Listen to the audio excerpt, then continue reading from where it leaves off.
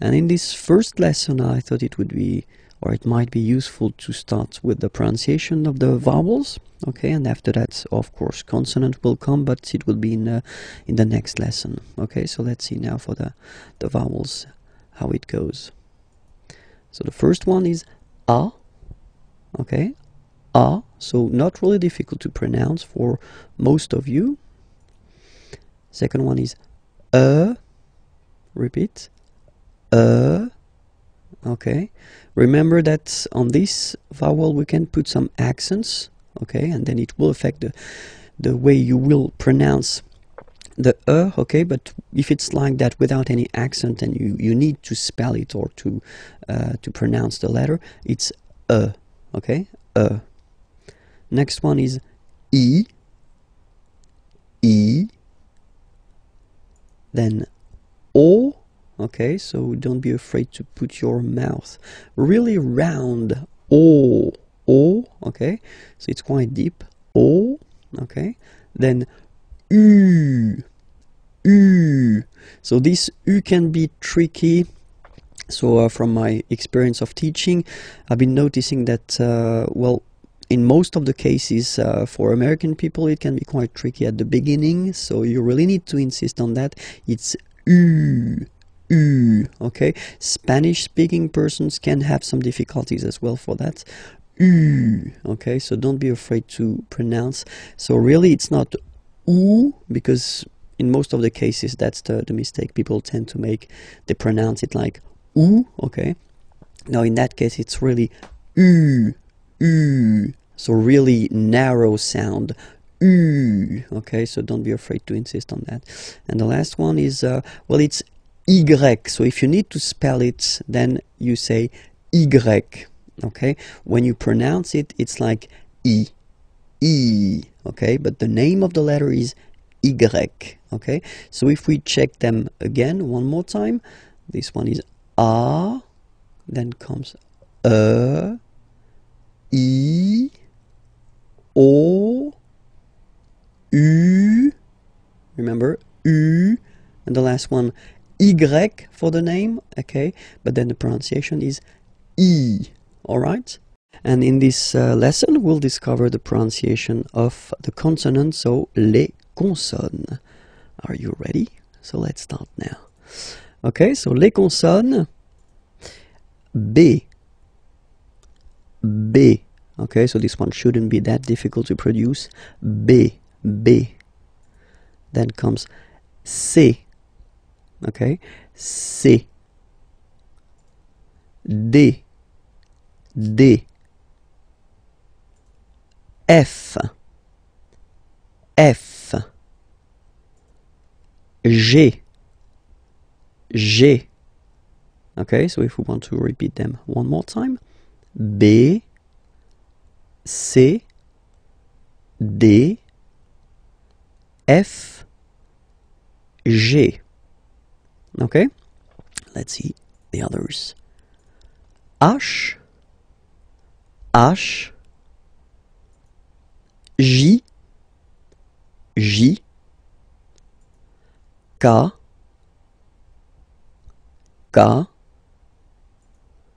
L, M. Okay, one more time. H, J, K, L, M. Okay, and then of course it continues. N, P, Q, R. So it's quite important because people tend to think that French people are making this R like that, really deep and really, well, it will hurt your throat if you try to insist too much on that. And if you listen to me, well, basically it's not that strong. R. Okay, so it's quite soft. R. The next one is S, S. Okay, so let's see them one more time. N, P, Q, R, S. And the last consonant are T, T, V, V, W, W. Okay, so we've got this double, double, and then V, W. Okay, X, X, and the last one, Z, Z. Okay, so remember to pronounce this D at the end. Z, Z. Okay, so let's see them one more time. T, V, W, X, Z. Discover les accents, so the accents. And normally when we talk about the accents, we tend to insist on the accents which are on the top of the letter E, okay, because they will change the pronunciation of the letter. When you put the accents on the top of O, I, or A, well, nowadays we don't really pronounce the differences, but then E is still affected by that, so you should really first remember the name of the accent, okay, and it's normally like that, okay, and then the sound that you will have to pronounce or to produce when you see it on the top of the okay, because so without any accent, this letter, if you remember, we saw that previously, is pronounced okay, but then when you put this one, so this one is called accent aigu, okay, it goes like that, in that direction, okay, and you will pronounce the letter like E, okay, listen to the difference, without the accent, with the accent, E, okay, without and with E, alright. Second accent that we can work on, it's a little bit the same, but it goes in the other direction. So if you look, it goes like that, okay, and then it's called accent grave, okay, and the sound that you will have to produce is eh. So it's really open. I mean, the sound is really open, and normally your mouth should be opened a little bit more than with the accent aigu as well. Okay, so it goes like eh. All right, don't be afraid to insist a little bit on the pronunciation. Okay, first, and then you can make it shorter after, of course. Eh. All right, so let's compare them. The first one is e, and then the second one is eh. All right, the good news is that the next one, so accent circonflexe, is pronounced like accent grave. Okay, so it's the same pronunciation here, okay, and it's the open one, okay, eh, right, okay, eh. All right, so you can see that it's just like a little hat that you get to put on the top of okay. So let's see one more time the differences. This one, eh, okay, and then these two accents, like here, eh, open, eh, okay. The last one, tréma, well, basically it's quite rare, and the tricky thing is that in some cases you will have to pronounce it like eh, okay, like for instance Noël, okay, but then in some cases as well it can be pronounced like eh, okay. So my advice would be try to remember the word, and they are really rare, so don't be afraid about that, okay. So but that, let's focus on the three main accents here, okay. The first one, accent aigu, remember, e, accent grave, eh, and the last one, accent circonflexe, eh. So we'll focus on les caractères spéciaux, so the special characters that maybe you will have to use if you want to, well, spell your name, or then if you want to give a web address or something like that. So because normally they can be quite useful, and at the really beginning, so it's quite useful to spend a little time on them. Okay, so let's start now. Les caractères spéciaux, the first one. Okay, if you look at it, it's here. Okay, and we called it tiret. Okay, tiret. All right, let's see the second one. Same thing, but it's, you know, the low one, so we call it tiret bas. Tiret bas. Okay, so remember the first one located in the middle is tiret, and the other one here is tiret bas. Okay, let's see the other one. So officially we called it arrobase, okay, but then, well, let's be honest, we can hear many French people or French-speaking people using this at, okay, but then the French were, of course, at, all right, but officially it should be arrobase, okay, so don't be surprised if someone is using that, or then you can use it as well, because that's the way it should be used. So arrobase, okay, here, so the dot, okay, because it's not always easy to spot here, we call it point, okay, point, all right, so one more time, tiret, tiret bas, arrobase, point, okay, and then it continues a little bit. So if you want to indicate that you've got, well, a double letter, okay, you can say, so in that case it's P, okay, so you say deux, okay, deux, it's two in French, deux, okay, P, deux, P, okay, if it would be another letter, then you would say deux, and then the name of the letter, of course. Then this one here is called apostrophe, okay, apostrophe, apostrophe, okay.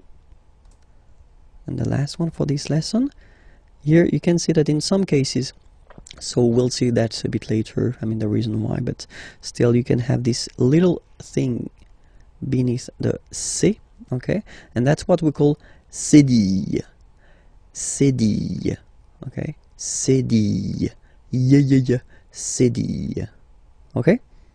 And we'll discover a quite important thing, because it's a verb, and it's the verb être, okay, être means to be, okay, so as in many languages, the to be is quite useful, just for a well, simple reason, you tend to use it quite often, and then we can use it to construct some composed tenses that we'll see a bit later, okay. So let's see how it goes at the present form. Le verbe être first is je suis, je suis, okay. Je, it's the pronom personnel, so it's I, okay. Suis, I am, okay. Je suis, all right. Then second person, tu es, okay. So remember, être is really tricky, especially when it comes to pronunciations, okay. So first one, suis, as you've been noticing, you don't pronounce the final S, okay. And for tu, then you've got this combination of letters, okay, but then basically the sound you will pronounce or you will produce is est, okay. Tu es, all right. Je suis, tu es, okay. So let's see the next one. So you get this il, okay, so it's a capital letter, but then it's I and then L, okay. Il, so it's he, okay, masculine form, and then elle, she, so feminine form, okay. And this is the verb, so il est, or then elle est. So you can notice that even if we write them differently, this like that and like that, we pronounce them the same way. And that's usually the difficult thing, you know, with the French language. What you write and what you pronounce can be quite different. Okay, so remember, je suis, tu es, il est, elle est. Okay, so let's see how the next one comes. Here it's nous, okay? Sorry about that. Whoops. Nous sommes, okay? Nous sommes, okay? So you don't pronounce the final S here. It doesn't exist. Sommes. Nous sommes, okay? Then the next one is coming. Vous êtes. Same thing here. Notice that final S is not pronounced. Et. Okay? And then in French we tend to have this liaison. So liaison, it's like a link, okay, that we can make between the words. So in that case, vous is ending with S, and then you tend to make a little link between them. So vous êtes, z, it goes like that. Vous êtes, okay? Vous êtes. All right, so let's see one more time. Je suis, tu es, il est, elle est, nous sommes, vous êtes, okay? And let's see the last one. Il, okay? So you can notice that even if you've got this S at the end, and then here you don't have anything, well, you pronounce them the same way, okay? Il, singular form, il, plural form, okay? Ils sont, final T not pronounced, ils sont, elles sont, okay? Ils sont, elles sont. So let's see it again. Je suis, tu es, il est, elle est, nous sommes, vous êtes, ils sont, elles sont. All right?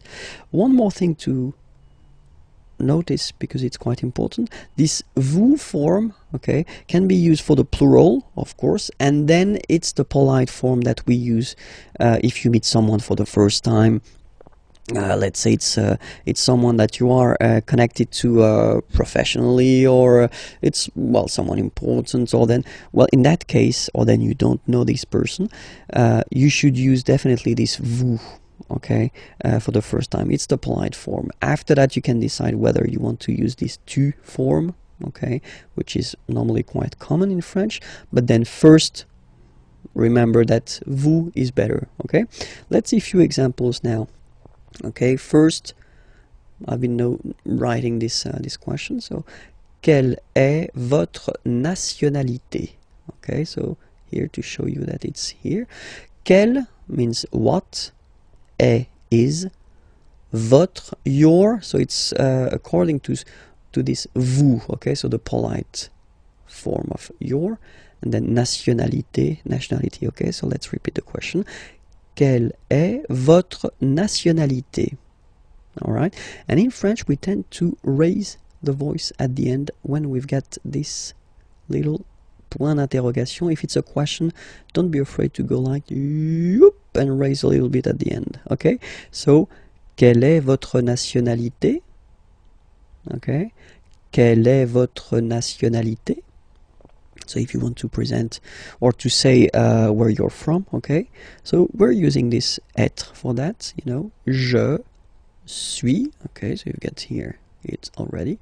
And then you put this français, okay? It's French.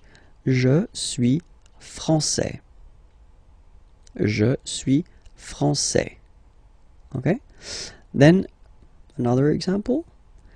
Quel est votre nom de famille? Family, nom, name. So nom de famille, family name, last name if you want. Okay. Quel, it's still what. Okay, in that case it's written like that. So we will see that in a coming lesson, but just to inform you, that's the masculine form, just because nom is masculine, and here you've got the feminine form because nationalité is feminine. Okay, but then we pronounce them the same way. So quel est, what is, votre, your nom de famille, so family name or last name. Okay, it's a question. Quel est votre nom de famille? Okay, so it's not the opera or something that you want to sing. Okay, so just raise a little bit your voice at the end of the question. Okay, so the answer, c'est Lefrançois. So it's interesting because you can see that we've got this c'est here, and it doesn't show in the examples that we saw previously, or for the conjugation, just because it's so, well, basically you could translate it like it is, or this is, or yeah, it is. Okay, c'est Lefrançois. Okay, and the last one, quelle est sa profession? Okay, quelle est sa profession? What is, so être, same, ça, so it's her, profession, profession. Okay, elle est directrice. Elle est directrice. Okay, so she's a director, and then it's the feminine form here. All right. So the last lesson was introduction of le verbe être, okay, and I thought it would be more logical to continue with le verbe avoir. So avoir means to have, okay, and for the same reason as to be, okay, it's really useful and really used, so you should definitely know this verb avoir by heart if you want to master French language. Okay, so let's see that, the verb avoir, okay. And so we'll see the different forms. So the first one is j'ai. Okay, j'ai. All right. So if you remember correctly, we had this je, personal pronoun, and then when it comes near another vowel like a, for instance, then it tends to disappear. Okay, so just to avoid pronouncing this je ai, because we think that in French it doesn't sound that beautiful, so we tend to take this away, okay, so that you get this sound j'ai, j'ai. Okay, so j apostrophe ai. Remember, when you combine this ai, you get the e sound. Okay, second one, tu as. Okay, as usual in French, final S is not pronounced. Tu as. Tu as. Okay, first one. J'ai. Tu as. Then comes il. So masculine form, he. Okay, il, he. Elle, she. Okay, and then a. So as you can notice, second form as is pronounced a, and this is a. Same pronunciation in both cases. Okay? Then nous avons. Final S not pronounced. Avons. Okay? And then we tend to make this little link, as I said previously in the lesson, for être, you make this link between the two, so nous avons, okay, nous avons, that's it. Next one, same thing, the little liaison, little link between the two, okay, vous avez, all right. And the last one, so same thing, if you can see, you get this final S and final S here, okay, and then you will have to make the little link between the two. Ils ont, okay, and then feminine form, elles ont, elles ont. All right, let's see the whole thing one more time. J'ai, tu as, il a, elle a, nous avons, vous avez, ils ont, elles ont. Okay, so let's see now. Just to make it more clear, remember, so I in French is je, you, it's tu, he, il, she, elle, we, nous, you, so as in English, first use for the plural, a group of person, okay, and then second use the polite form for you, one person, okay, vous, il, elle, one last time, je, tu, il, elle, nous, vous, il, elle. Discover le verbe aller, so the verb aller, aller means to go, so it's really useful because, well, we tend to use it like that, so for the main to go reason quite often, and we use it as also like in many languages for what we call the futur proche, so the near future. I am going to, and then you put a verb at the infinitive. So it is quite used, especially in the oral language. We tend to maybe use it a little bit more than the real future. Okay, so let's see how you conjugate this aller verb. The first form is je vais. Okay, so remember, final S not pronounced here. Je vais. Okay, when you combine this A-I, you get the sound E, really open. Okay, je vais. D'accord? Tu vas. Final S doesn't exist. Tu vas. Tu vas. Okay, then we've got this il, so remember il, it's for the masculine form, so he, okay, and then elle, she, okay, and then you get the va form. Basically you pronounce it like for the tu because you don't pronounce the final S, okay, il va, elle va, okay, je vais, tu vas, il va, elle va.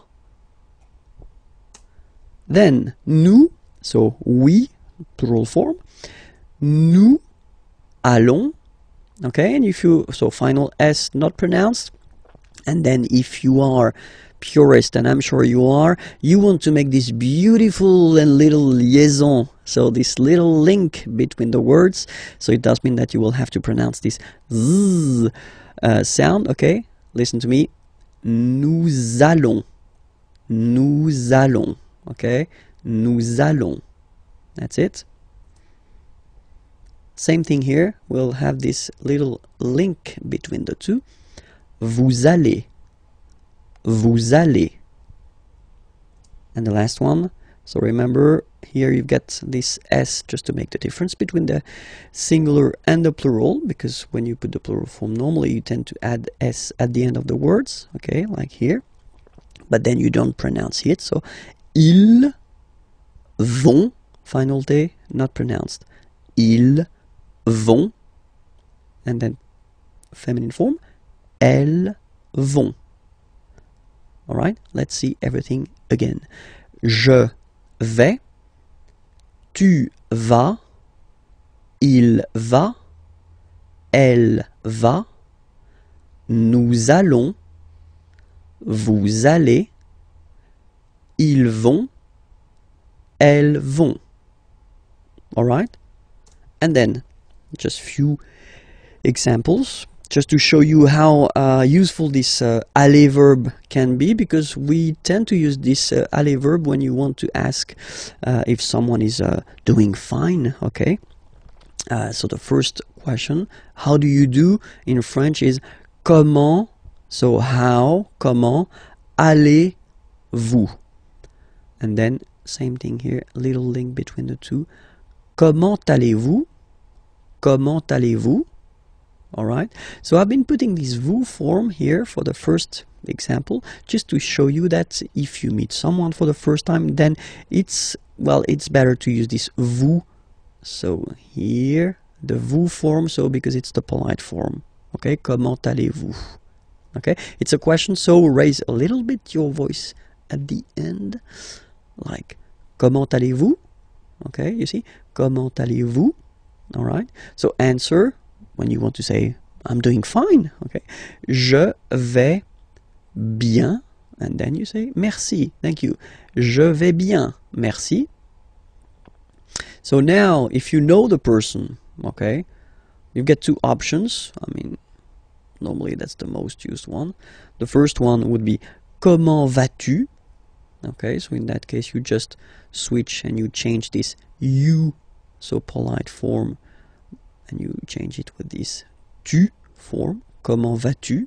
Okay, well, answer can be the same, you know, je vais bien, merci. Okay, and the other one, comment ça va? Okay, it would be like impersonal form. Okay, so you're not really addressing directly to the person.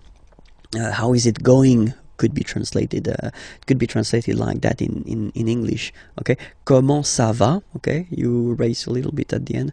Comment ça va? And then same thing, you can answer with ça va, merci. Okay, so let's read them. Comment allez-vous? Je vais bien, merci. Comment vas-tu? Je vais bien, merci. Comment ça va? Ça va, merci. We will discover le verbe s'appeler. So previously we've been seeing three verbs. So the first one was être, to be, yeah, and then after that it was avoir, to have, and then in the last or previous lesson it was aller, to go. And I thought it would be useful to introduce this s'appeler verb, because normally that's the verb you tend to use at the right beginning when you want to introduce yourself, because if you say my name is, well, in French we will use this s'appeler verb. Okay, it is always tricky and a big challenge for a French teacher to introduce this s'appeler verb at the real beginning, because it belongs to this group of verbs that we call verb pronominaux. So you'll see why, because if you compare it to the others, something is coming there. Okay, so if you remember, when we conjugate a verb, first we put the pronom personnel, so the personal pronoun here. So je is like I. Okay, and then so basically the verb appeler means to call. Okay, so without this s, okay, appeler is to call. Okay, and then when you had this s here, and then if you transform it like in this form, I call, and this is a pronoun, it's like me, so it's like I call myself, I call me. So it's just the way we've got in French to introduce ourselves. Okay, so it's je m'appelle. Okay, je m'appelle. All right, second form, tu t'appelles. Okay, remember, final S not pronounced. Tu t'appelles. Okay, then il s'appelle. Il s'appelle. Elle s'appelle. Elle s'appelle. And then the funny thing for nous or vous, you'll see that, well, basically we repeat it, or repeat, it's just a pronoun. So we call ourselves, if you want, okay, but then we put the pronouns before the verb. Okay, nous appelons. And then little link would be perfect, so let's pronounce the whole thing again. Nous appelons. Nous appelons. Okay, final S doesn't exist. Nous appelons. Okay, then vous appelez. Vous appelez. Okay, so you can hear we put the little link again here. Vous appelez. All right, and the last one, Il s'appelle. Elle s'appelle. Okay, so one thing that you should remember, and probably you did here. Okay, so here for nous and vous, so we've got only one L, like here in the infinitive form. So that's the reason why I've been pronouncing appelons. Okay, and then appeler. Alright, but for je, so if you can spot it here, look, we've got double L here, double L, and then for the plural form double L. So when you get this E vowel and then you get a double consonant, and well, they are the same, then it does change the pronunciation of E. You tend to pronounce it like really open. That's the reason why you pronounce it appel, okay? Appel, and appel. Alright, so as I said, that's the tricky thing with French language. I mean, you write them like here without S, here with S, and here with E and T, you pronounce them the same way. Je m'appelle, tu t'appelles, il, elle s'appelle, il, elle s'appelle. Okay? Alright. And now, a few examples. Comment vous vous appelez? Okay, so comment vous vous appelez? So when you want to know the name of someone, you know. Comment vous vous appelez? Answer. Je m'appelle Vincent. Et vous?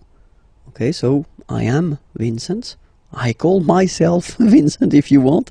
Vincent. Et vous? And you? Okay, so you want to know the name of the person who is asking this question. Okay. The other possibility that you would have, you know. So first you've been starting with comment and then vous vous appelez. Okay, so that's the, well, a common way of asking the question. All right. Other possibility would be to start with vous vous appelez. Okay, so technically you just take the verb and then you put this comment, how, at the end. Okay, it would be possible as well. Okay, remember to raise your voice. Vous vous appelez comment? All right.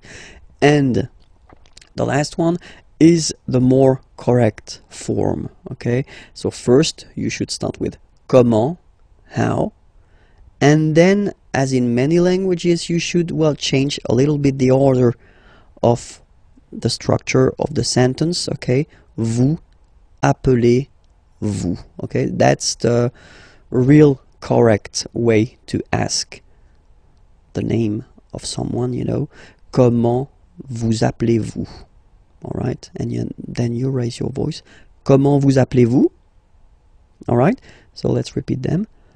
Comment vous vous appelez? Vous vous appelez comment? Comment vous appelez-vous? Alright, we'll discover in this lesson pour se présenter. So if you want to present yourself, okay, so it will be a really short lesson, but still quite useful. Because, well, technically you will have to present yourself at one point when you speak with French people or French-speaking people. Okay, so let's discover how it goes. The first one, well, you tend to use this appeler verb, okay. Je m'appelle Vincent Lefrançois, okay. Je m'appelle Vincent Lefrançois. So you use this s'appeler verb. So I did introduce this verb in the previous lesson, so it was leçon H, okay? So if you didn't see this lesson, I definitely invite you to watch it, because I tend to explain the reason why, you know, I've got this, well, there is this je m'appelle form, okay? So je m'appelle Vincent Lefrançois. So that's the first possibility you will have. The other possibility is to use this être, so to be verb. Je suis, I am, je suis Vincent Lefrançois. Okay, so the first one, je m'appelle, so basically s'appeler or je m'appelle, you could translate it directly, but well, it's not really interesting, but still, you know, I call myself, okay? So that's the verb we tend to use when we introduce ourselves. Je m'appelle Vincent Lefrançois, okay? And then the second one, I am, je suis Vincent Lefrançois. And the last option we will have is mon nom, my name, mon nom is Vincent Lefrançois. Okay? First option, je m'appelle Vincent Lefrançois. Second, je suis Vincent Lefrançois. Last one, mon nom est Vincent Lefrançois. Of course, the first one is the most used. Okay, even if the verb is a bit tricky at the beginning, definitely you should work on it, and you should, well, master this s'appeler verb, because that's the one we will use when we introduce ourselves. Okay, we'll discover les articles définis, so definite articles. In English it would be the, okay, but in French, of course, as usual, we've got the difference between the masculine form, the feminine form, and the plural form. Okay, and we start with the masculine form, so we've got le, okay, and then in some cases this vowel if it's close to other vowels, so if there is a word after that starting with a vowel, in some case it will have to disappear. Okay, so you will get this L apostrophe, so that's the reason I've been writing it here. Okay, but then the main form is le. Okay, then la, feminine form, la, same, for the same reason, you know, you will have this option L apostrophe as well. And then the plural form is les. Okay, so whereas in English there is only this the form, in French we will have the difference between the masculine form le, the feminine form la, and then the plural form les. So of course, according to the word, you will have to choose the correct article. So we'll take a few examples here. The first one is chien. Chien is a dog, and in French, chien, like that, it's masculine, so le chien. So basically you just put the article le and then chien. Okay, in that case, second case, ordinateur, well, you can see that it starts with the vowel o. Okay, and as I said, you know, and o, they don't get along that well, so you get to take this away, and then you get this l'ordinateur, l'ordinateur. All right, and third example, so I took on purpose this hôtel, okay, because it starts with H, but remember that in French we don't pronounce H. Okay, so basically the first sound of the word is the vowel O. Okay, so for the same reason, needs to disappear. L'hôtel. Okay, so if we repeat them, le chien, l'ordinateur, and then l'hôtel. Okay, feminine form, la famille. Okay, so no problem, so family, la famille. Okay, then we've got argent, money, argent, same for the same reason, so l'argent. Okay, you get to take this out of the way, l'argent, and same thing as previously when what we saw for the masculine part. Even if you've got this H, then the first sound you hear is A. Okay, so for the same reason you will have to take this A away, and then you get this l'habitation, l'habitation. Okay, and then I've been taking, well, basically the example from here, chien. Okay, and then I put S at the end, and it's the mark of the plural. Okay, so you put les chiens, the dogs. Okay, les chiens, and then you take famille, family. Okay, you just add this final S, and you get the plural form, les familles.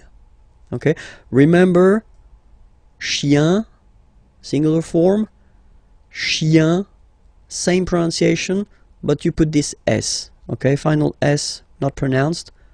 Famille, singular form, famille, plural form, same pronunciation, S not pronounced. Okay, we'll discover les articles indéfinis. So indefinite articles. So in English there is only one, and it's or un. Okay, and in French we've got always the difference between the masculine form the feminine form and the plural form, as we saw in the previous lesson. Remember, for the definite articles, okay, it was the same, okay, and in this lesson, so article indéfini, well, it's the same. We'll start with the masculine form, and the masculine form goes like that. So when you put these two letters together, it can be quite tricky to pronounce at the beginning. Of course, after that, you will master it without any problem and without any doubt, but you've got to pronounce it like un. So it's what we call the nasal, so it goes in your nose, okay?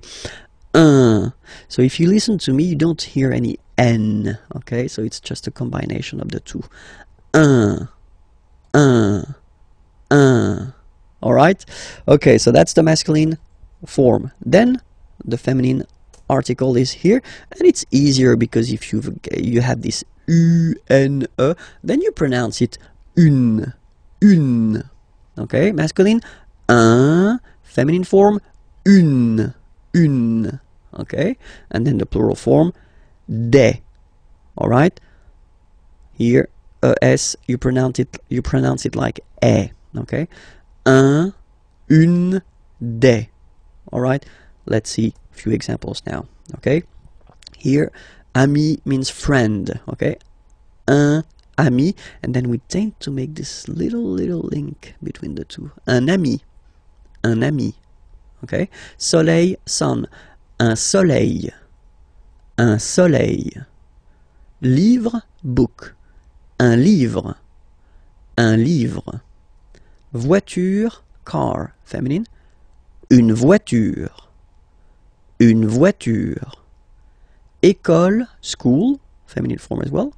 Une école. Décision. Une décision.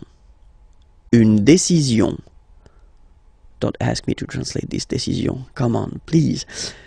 Ami, so I've been taking this now. Look, ami here. So we've got the masculine form and it's the singular. Remember, if you want to put the plural form, then you just add this final S here.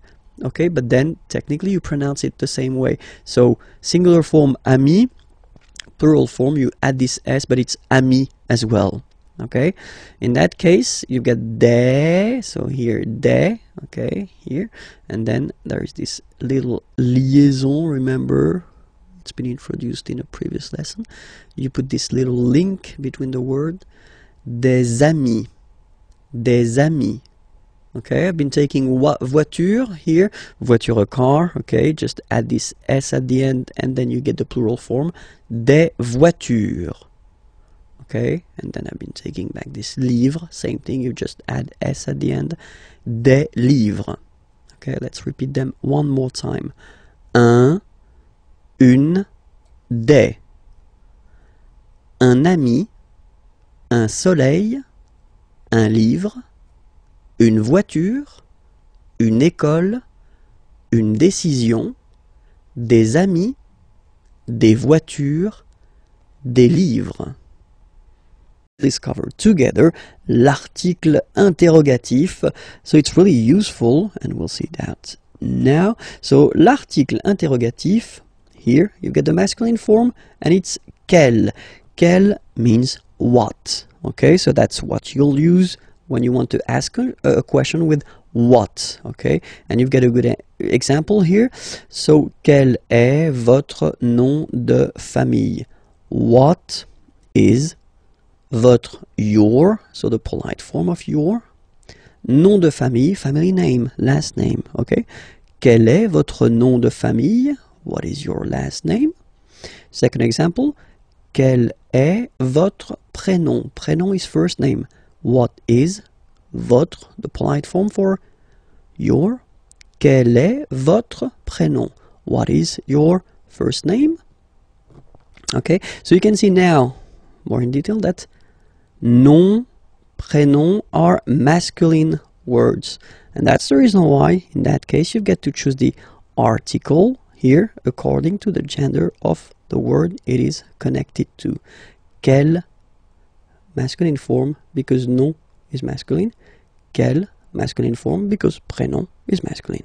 Okay, let's see now the feminine. And the good news is that, as usual in French, we write the thing differently, but then we can pronounce them the same way. And then the feminine form is written like that, Q-U-E-L-L-E, but it's pronounced like the masculine form. Quelle at the masculine, quelle at the feminine. Okay, so it's basically same pronunciation. Okay, and then here we've got two examples. So for the same reason as previously, we had this nom and then prénom. They were masculine words, so you will have to put this quelle form at the masculine. And then here, nationalité and adresse. So nationality, address, are feminine words. So it does mean that you will have to use this article interrogatif, quelle, at the feminine form. Quelle est, what is, votre, your, nationalité. What is your nationality? Quelle est votre nationalité? Okay. Quelle est votre adresse? What is your address? Okay. So let's repeat them. Quel est votre nom de famille? Quel est votre prénom? Quelle est votre nationalité? Quelle est votre adresse? Okay. So remember one thing for the phonetics, okay, the way to pronounce them. Quelle, masculine form here, will be pronounced exactly as the feminine form here. Quelle. So only one sound, okay? And then the second thing that you've got to remember, of course, you can, well, basically accord these articles with the word they are connected to. So it does mean that if the word is at the plural form, then you will have to put the plural form. The rule in French, if you remember correctly from the previous lessons we've been doing, is to put this final S at the end of the words to put the plural. Okay, so quelle here for the masculine singular will become quelle here, masculine plural. Okay, quelle here, feminine singular, will become quelle with the S, feminine plural. And the good news is that you will pronounce them the same way. Alright, so quelle, quelle, quelle, and quelle. Okay, remember that in some cases, of course, you will have to make this little liaison, you know, this little link between the words. So if the word or the verb or whatever is coming after is starting with the vowel, of course you will have to put this little link. But then if you pronounce it, or if you pronounce them just like that, quelle, quelle, quelle, quelle. Okay? We're going to discover together les jours et les mois. So the days and the month. Okay? Les jours et les mois. So let's see that together. And so we'll start with les jours de la semaine. Okay, semaine is week. Les jours, so you can see that it's the plural form. Huh? The days, huh? Les jours of de la semaine. Les jours de la semaine, the days of the week. Okay, so we'll start with the first one. And in France, the week starts with lundi, Monday, lundi, lundi. Okay, remember, UN is pronounced like un, lundi, lundi, lundi. Then mardi, mardi. So you can hear that you don't pronounce it that strongly, this R. Huh? Mardi, mardi, okay? You don't need to go too deep like mardi. No, no, no. You don't move your tongue, so it doesn't sound like mardi. No, it's really soft. Mardi, mardi, mardi. Okay? The next one is mercredi, mercredi, Wednesday. Mercredi, mercredi. Okay? Next one, jeudi. Jeudi. Remember, when you combine this U, you get the sound jeudi. Jeudi. So I insist a little bit, so make it softer. Jeudi. Jeudi. Then en, nasal, and it's en.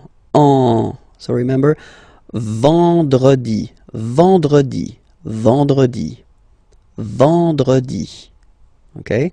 Then samedi, samedi, don't insist on the e, samedi, samedi, alright?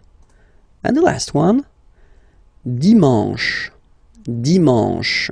You get the sh, and then an, dimanche. Okay, let's see them one more time. Lundi, mardi, mercredi, jeudi, vendredi, samedi, dimanche.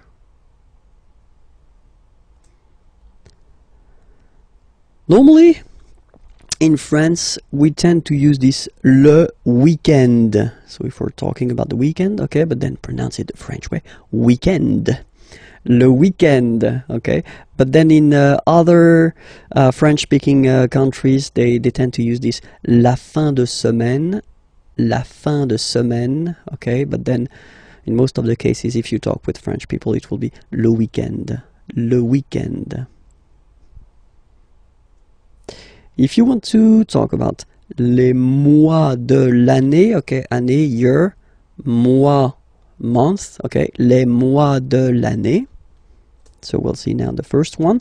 The first one, January, so it looks, well, it looks a bit the same, no? No, wow, no. But anyway, janvier, so that's the way to pronounce it. Janvier, A-N, en, okay, and then ye, janvier. Then comes février, février. Okay, remember when you have this accent aigu on the top of then you pronounce it e. Okay, there is a lesson regarding this topic, so don't be afraid. And if you're not sure about that, well, try to practice it. Février, février. Okay, then mars. Okay, so in a way it's an exception because normally final S is not pronounced in French. Okay, we've got some exceptions and this one is one of them. So mars, pronounce the final S, mars, mars.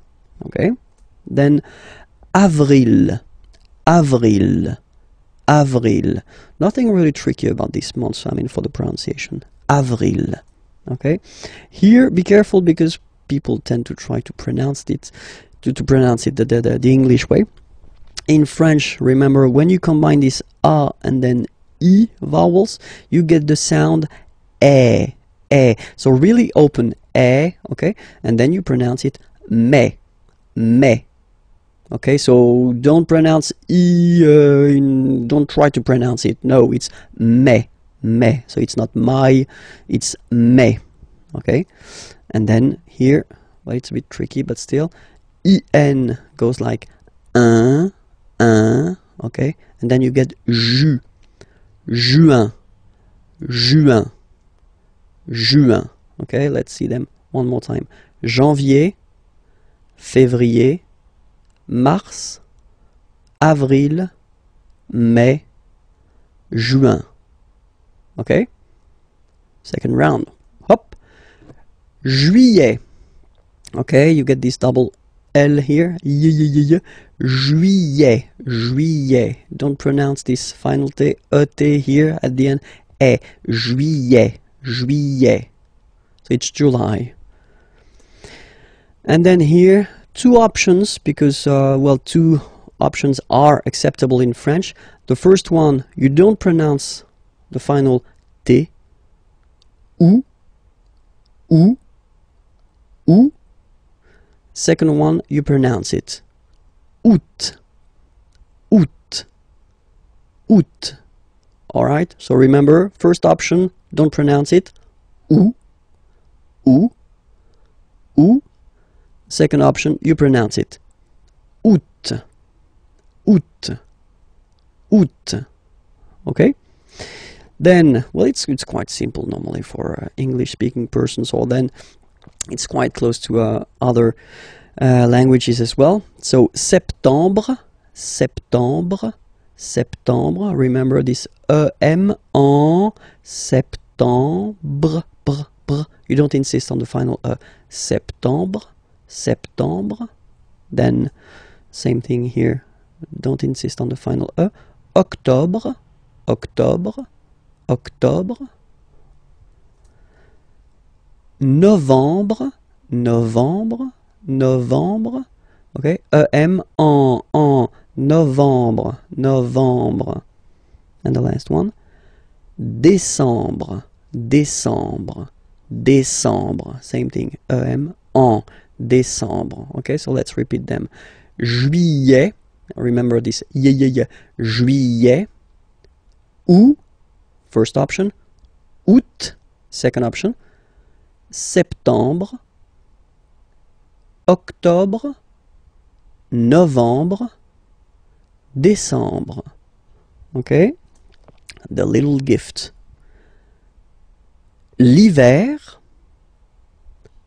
l'hiver, and it means winter. So I've been putting this M here just to tell you that it's masculine. L'hiver, le printemps, le printemps, spring, l'été, l'été, summer. So I forgot to put it, but here I should put M because it's masculine. L'été, l'automne, l'automne, and same thing here, it should be M, automne, masculine, l'automne. Okay, so let's repeat it. L'hiver, le printemps, l'été, l'automne. And then the last thing for this lesson, if you want to introduce the dates, okay, so if you want to tell what day it is today, so aujourd'hui means today. Aujourd'hui, today.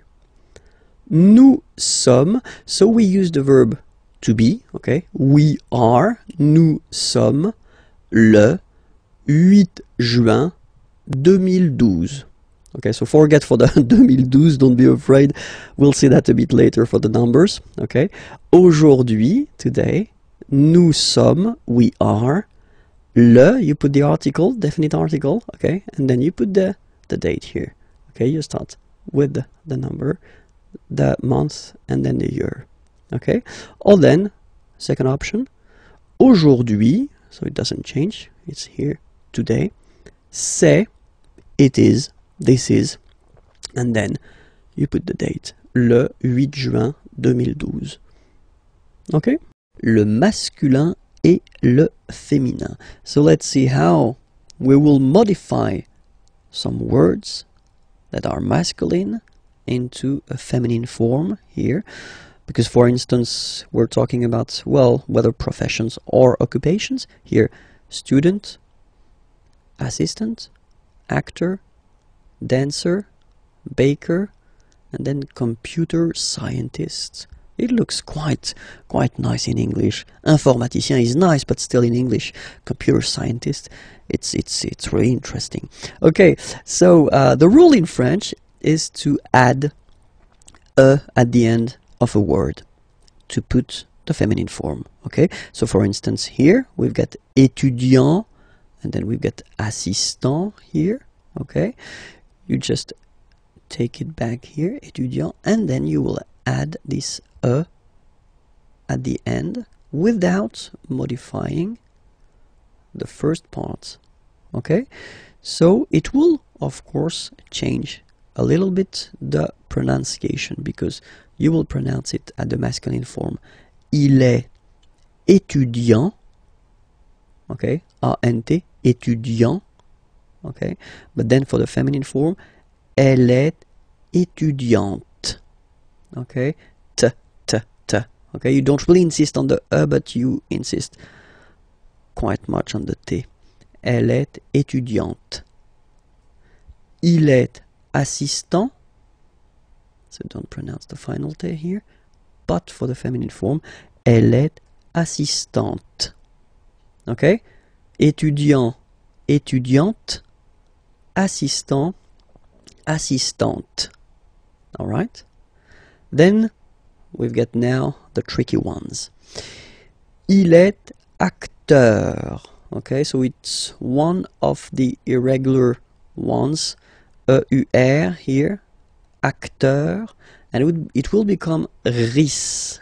So E-U-R is becoming ris. Elle est actrice. So acteur is becoming actrice. Okay, and then we've got a second group with this E-U-R combination. Il est danseur. E-U-R is becoming euse.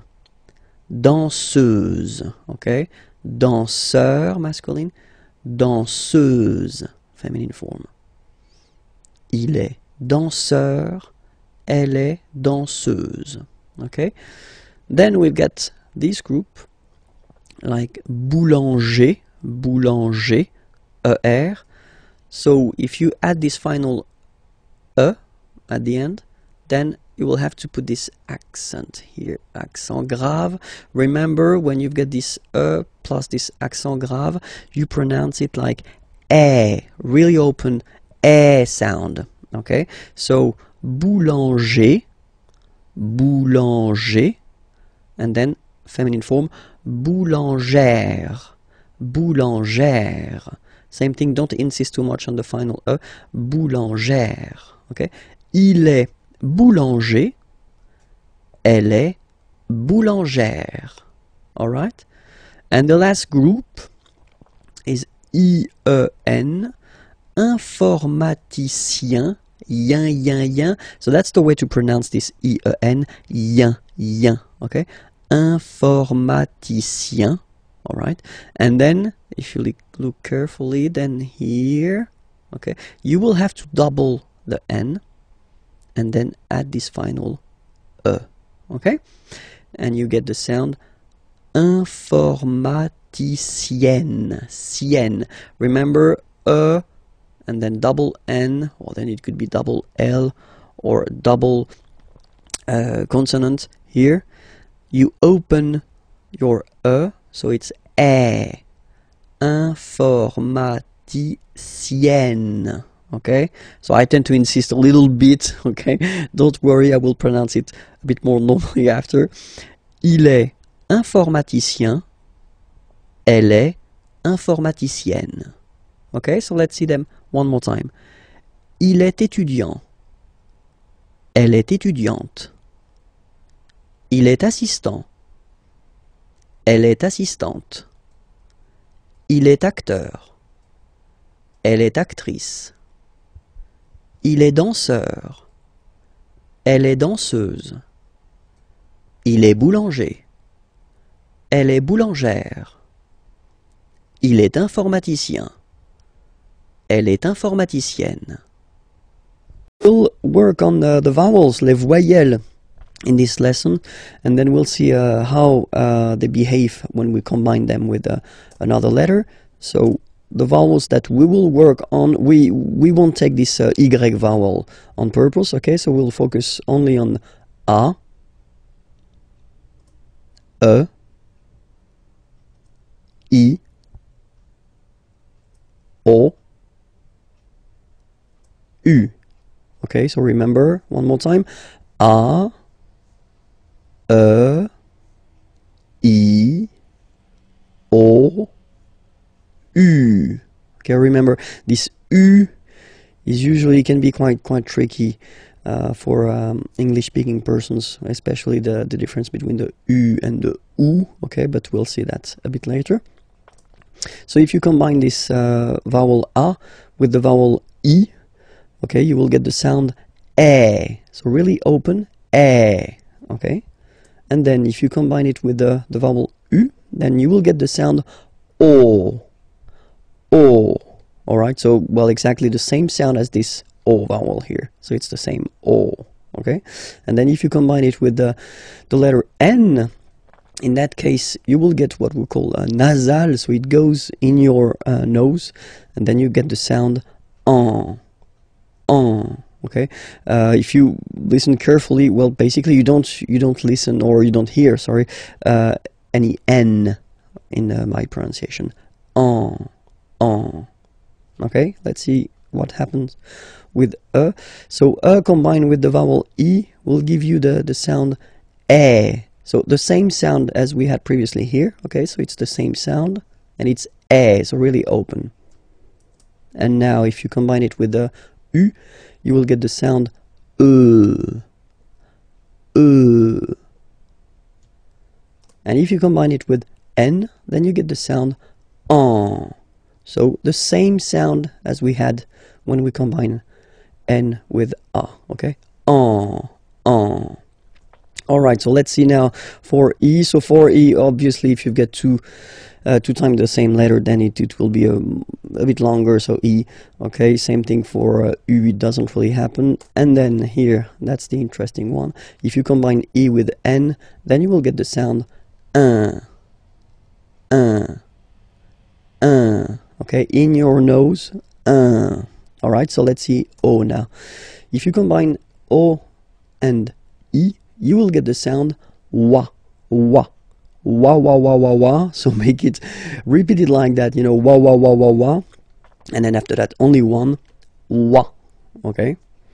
Then if you combine it with u, you will get the sound ooh. So as I said previously, the difficulty, one of the big difficulty for English-speaking persons is this difference between the ooh here and the u here.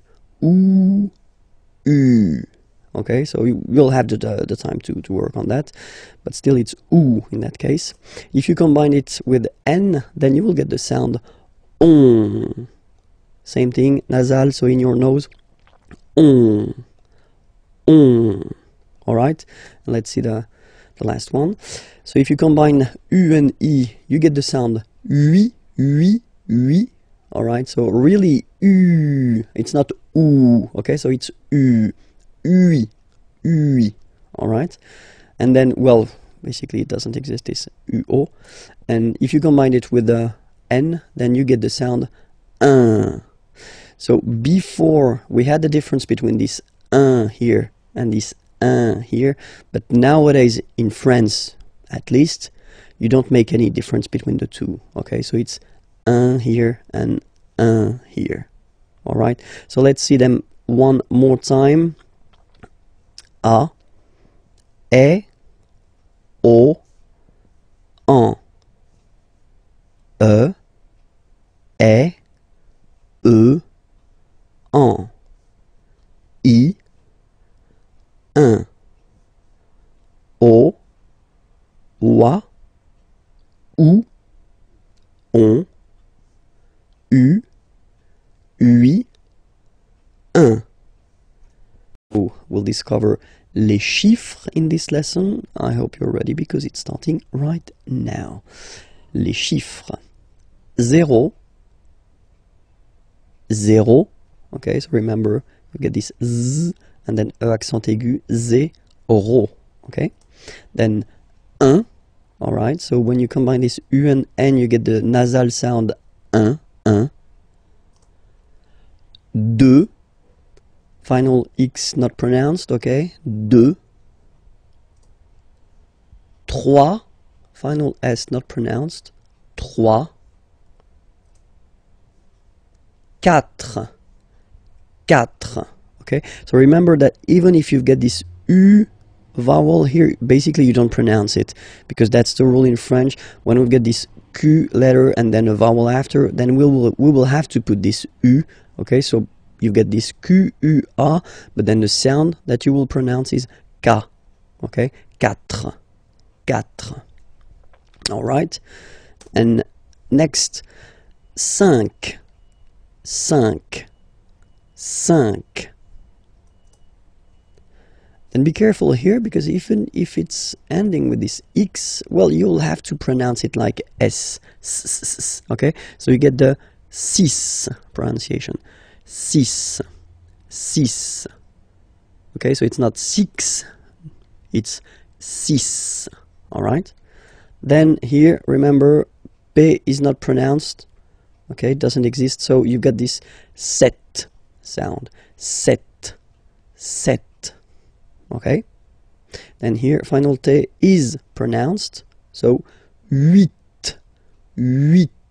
Remember in French this H letter here, okay, doesn't exist phonetically, so we don't really pronounce it, okay? So if you listen carefully, you will only listen or hear these vowels at the beginning of the word. Huit, huit, okay? And then neuf, neuf, neuf, okay? And we'll discover a quite useful thing, because in leçon B, if you remember carefully, I did introduce the numbers till 9, and then we'll continue, so from 10 to 20, okay? De 10 à 20. Okay, so let's start now. 10, okay, so remember, final X here is pronounced like S. 10, 10, okay? Then 11. 11, okay, so O plus N give you the sound on, 11, 11, okay, final E doesn't exist phonetically, 11, okay, 12, 12, O, U, the two together will give you the sound OO, okay, and then Z, 12, 12, alright. Then now if you combine this E and E, you get the sound E, really open. 13, 13. Final E, as usual, not pronounced. 13, 13. Okay? Then here, 14. So remember, Q and U here, well, basically you've got to put this U vowel, because that's the rule in French, even if you don't pronounce it, okay? So you will get the sound K here. K, 14, 14, okay? Same thing here, U doesn't exist, so 15, 15, 15, alright? IN, nasal, so it's 1, 1, 15, 15, okay? Then it continues, of course. Now you get this 16, 16, same thing, final E doesn't exist, 16. E and E together, they give you the sound really open. 16, 16, okay? Then it becomes logical now, because if you look carefully, you've got this 10, okay? 10, and then 7. So if you remember this, it's here, it's 10, and then 7, 7, okay? So it's clear.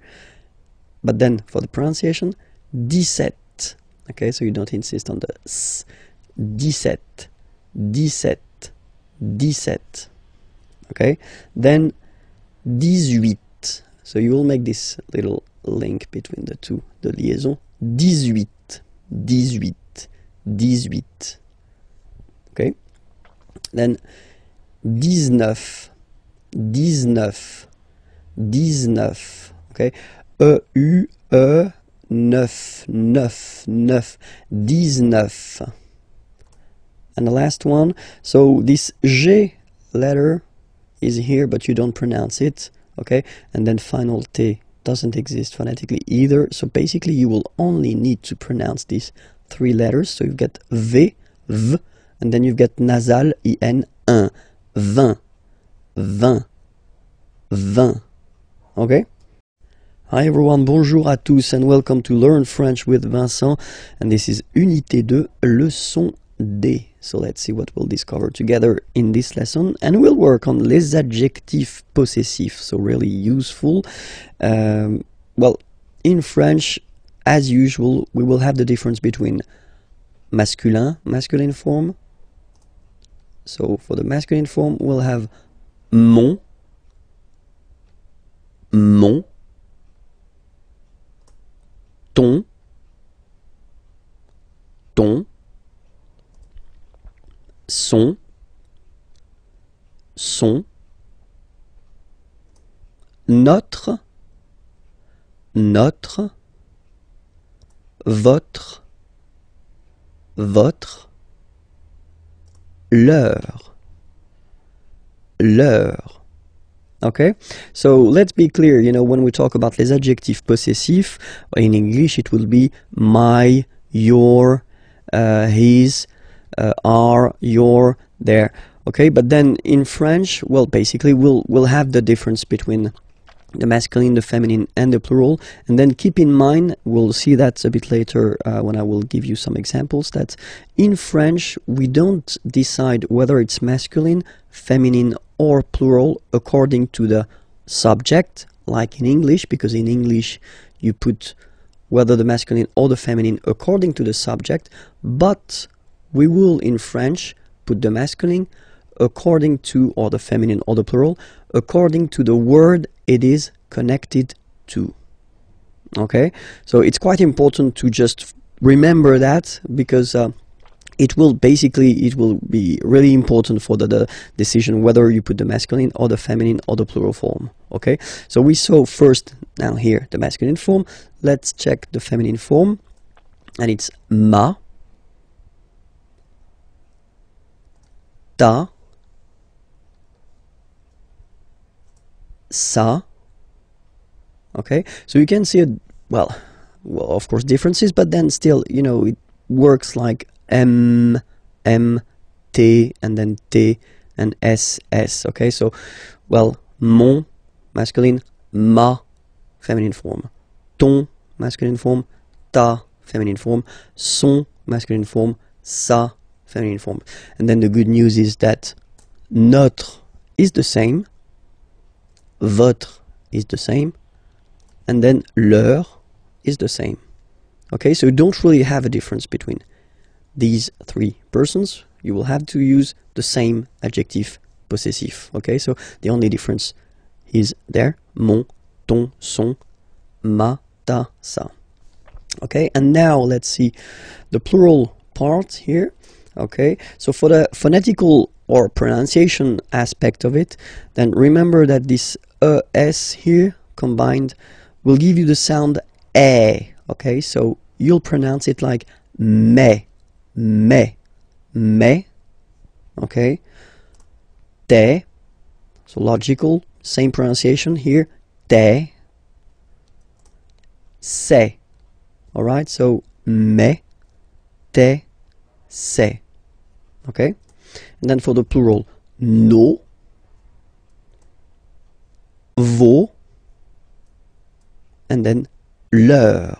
Okay, so remember, even if you've got this final S, you don't pronounce it, as it was the case already for this word, no, you don't pronounce the final S, vos, you don't pronounce it, leur. Okay, so if we say that one more time, it's me, te, se, and then no, vos, leur.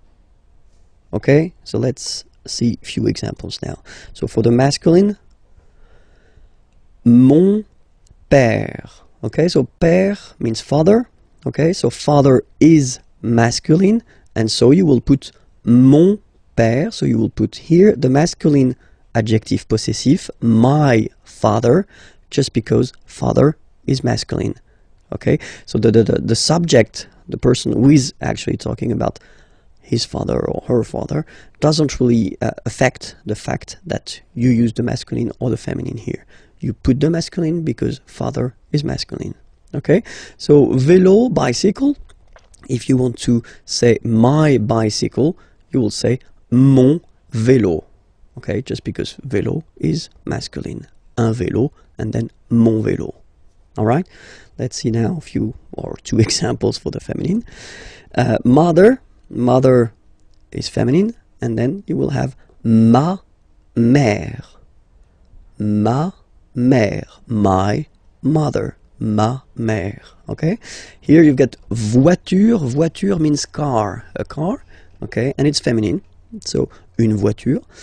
Same thing here, you will put the feminine form, ma voiture, ma voiture. Okay, and let's see now for the plural.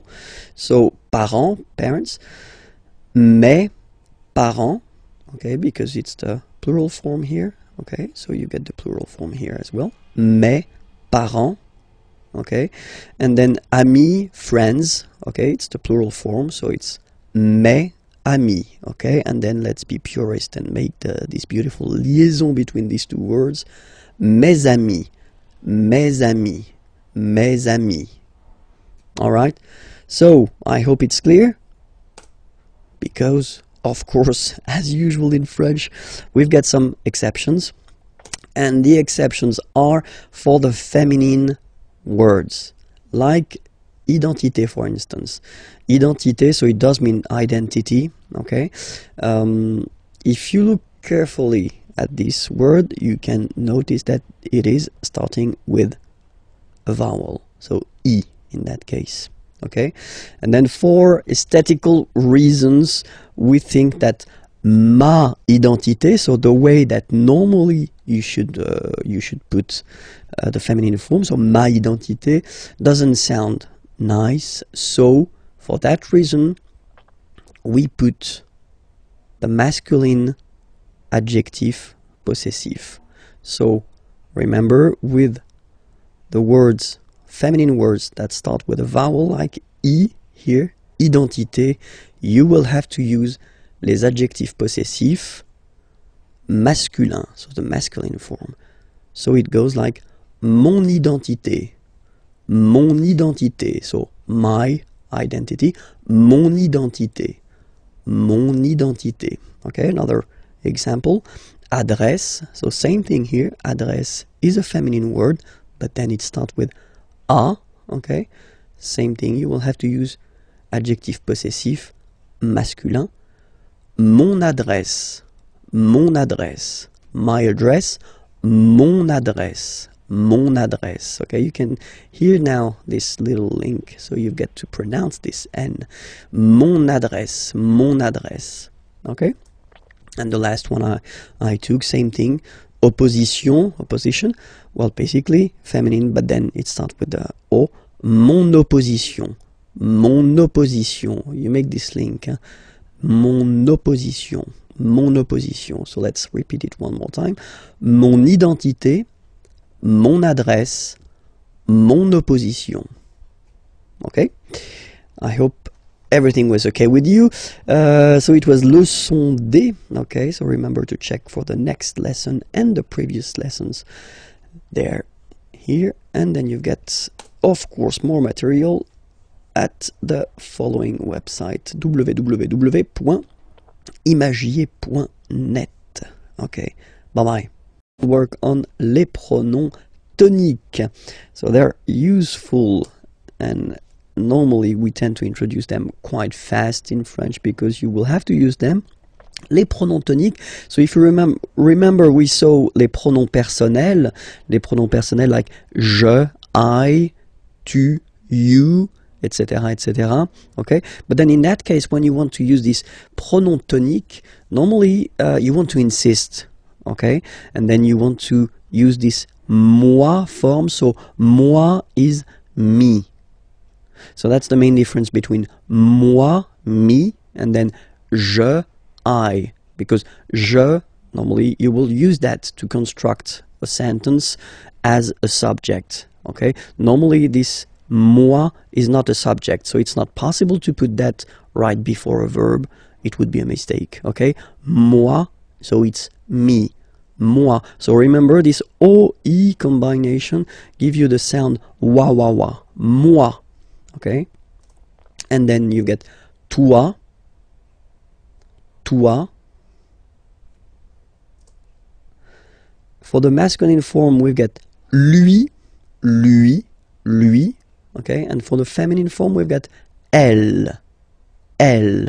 So you can notice that, well, basically for the masculine it does change because pronom personnel is il, okay, and in that case pronom tonique is lui, all right, but then for the feminine form it's the same, so it's elle, okay.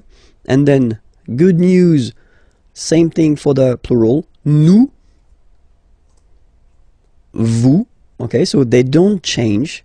You get nous and then you get vous as for the pronom personnel, and same thing here for the plural form, third person of the plural, so the masculine form will change and you get the sound remember, final X not pronounced, and then plural elle, elle. Okay, so let's see them one more time. Moi, toi, lui, elle, nous, vous, eux, elle. Okay, so I did prepare a few examples. So the first one, moi, j'aime le tennis. Okay, so here you can see that you start the sentence with moi. Okay, so me. Okay, and then you have to put pronom personnel, je. Okay, so in that case you take the away because the verb is starting with a vowel. Okay, but then j'aime. So this j'aime form, I like, or then I love. Okay, le tennis. Moi, j'aime le tennis. So basically, if you start with moi here, you want to insist on the fact that you really like or you really love tennis. Okay, let's see the second example. Toi, tu préfères le golf. Okay, préférer, to prefer, obviously. Okay, toi, tu préfères le golf. Toi, tu préfères le golf. Okay, and then here, so we've got here the masculine form, and here we've got the feminine form. So let's see the masculine form first. Lui, il adore le foot. Lui, il adore le foot. Okay, so here, lui, pronom tonique, and then il, pronom personnel, adorer, to adore, le foot. We're talking about football here, okay? Elle déteste, détester means to hate, okay? Le basket, and we're talking about basketball here. Basket, okay? Elle déteste le basket, okay? So even if you see them twice, I mean, you've got this elle, okay? Then remember that in that case, basically you want to insist, really, so you put first pronom tonique. It does look the same as pronom personnel here, but still, you get two different pronouns here. Pronom tonique and then pronom personnel. Elle déteste le basket. Okay? Same thing here. Nous aimons bien la boxe. Okay?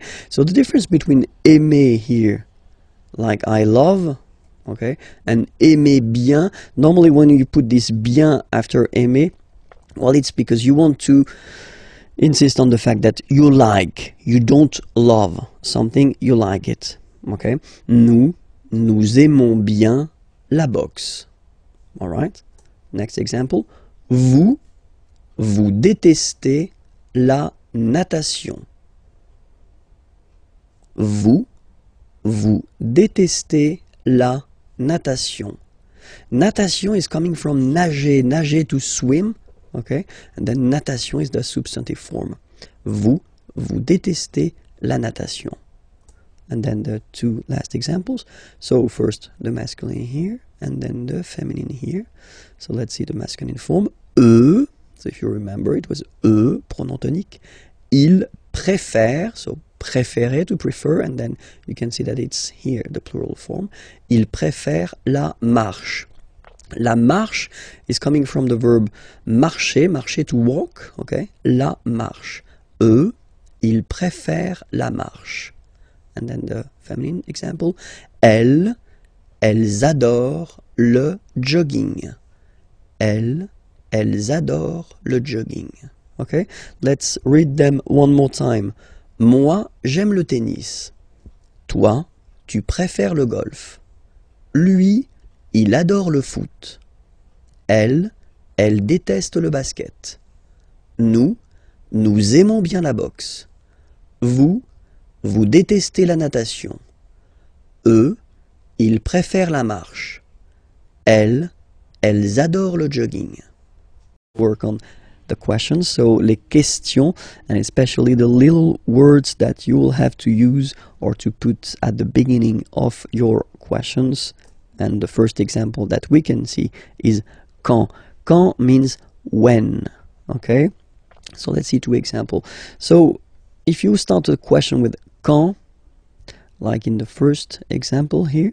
Quand arrivez-vous? Okay, arriver is to arrive. Okay, so vous, second person of the plural. You can use that for a group of person, or then you can use that for one person, and that's the polite way to use. Quand arrivez-vous? And now you can see that we've been changing the order. So normally, of course, the subject is before the verb. Okay, but then the correct way to make a question, if you start with this quand, is to change the order. So first you put the verb, then you put this pronom personnel. Okay? Quand arrivez-vous? Alright? And then the rule is like in French, you get to raise a little bit your voice at the end of a question. Quand arrivez-vous? Quand arrivez-vous? Okay? Make this little link between the two. Quand arrivez-vous? Quand arrivez-vous? All right. And then, well, when we talk, then we normally have this option to drop this rule. So not to use this rule, so just to put the verb and then the subject after. And we tend to add this est-ce que form here, est-ce que, okay? So, and you'll get this question. So, quand est-ce que vous arrivez? It is exactly the same question. Okay, it is quite long if you compare it to the first one. It is more spoken. Okay, it is less formal, and that's normally what you'll hear if you talk with French people. Quand est-ce que vous arrivez? Quand est-ce que vous arrivez? Okay, and then here you see that because you've been using this est-ce que form, then you keep the normal order. So first the subject, vous, and then the verb. Okay? Quand est-ce que vous arrivez? Alright? And then don't be afraid to raise your voice a little bit at the end. Quand est-ce que vous arrivez? Quand est-ce que vous arrivez? You see? So it's not really the opera. You don't need to go really high, you know, but it's just a little bit. Quand est-ce que vous arrivez? That's it. And the next one is où. Où means where. Where. Okay, so quand, when, remember? Où, where. Two examples. Same rule, okay, so the formal or the classic way, if you want to ask a question with où, would be to change the order. So first the verb, then the subject here. Où habitez-vous? Où habitez-vous? Where do you live? Habiter is to live. So you live like if you're talking about the place where you are living, okay? Où habitez-vous? Où habitez-vous? And then same possibility, you just add this est-ce que, and then you keep the normal order of the sentence, so subject and verb. Où est-ce que vous habitez? Où est-ce que vous habitez? All right. Next. Pourquoi? Pourquoi is very useful because it's why. Okay, so remember, quand, when, où, where, pourquoi, why. Same thing here, okay, pourquoi, you should change the order. Okay, so first the verb and then the subject. That's the correct or formal or classic way of asking a question. Pourquoi venez-vous? Venir is to come. So why do you come? Pourquoi venez-vous? Pourquoi venez-vous? All right. Same rule here. If you want to add this est-ce que, then you just keep the classic order like subject and verb. Pourquoi est-ce que vous venez? Pourquoi est-ce que vous venez? Okay. And then comment is how. How. Comment venez-vous? How do you come? Comment venez-vous? Comment venez-vous? Comment est-ce que vous venez? Comment est-ce que vous venez? And then the last one. Combien? How much? How many? So in French we use this combien, how much or how many. Combien de sucre? Sucre means sugar. And then voulez-vous? Okay, vouloir, to want. Okay, so how many sugar do you want? Combien de sucre voulez-vous? Combien de sucre voulez-vous? Combien de sucre voulez-vous? And then same thing here, just add this est-ce que. Combien de sucre est-ce que vous voulez? Combien de sucre est-ce que vous voulez? Alright? Discover together le verbe faire, so the verb to do. Okay, so faire is really useful because we tend to use it quite much in French. Okay, so it's, well, usually quite important to discover this verb at the right beginning. So le verbe faire. Je fais. Je fais. Remember, final S not pronounced. Je fais. Tu fais. Same rule here, final S not pronounced. Tu fais. Il, masculin, and then elle, féminin, fait. Final T not pronounced. Il, elle, fait.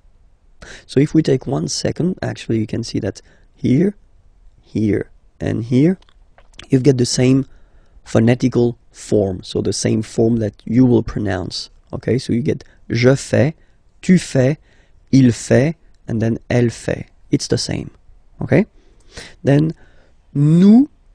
So it's quite strange because French people tend to pronounce faisons. Okay? So like here, this AE is not pronounced like normally we should pronounce it like E, but then like E.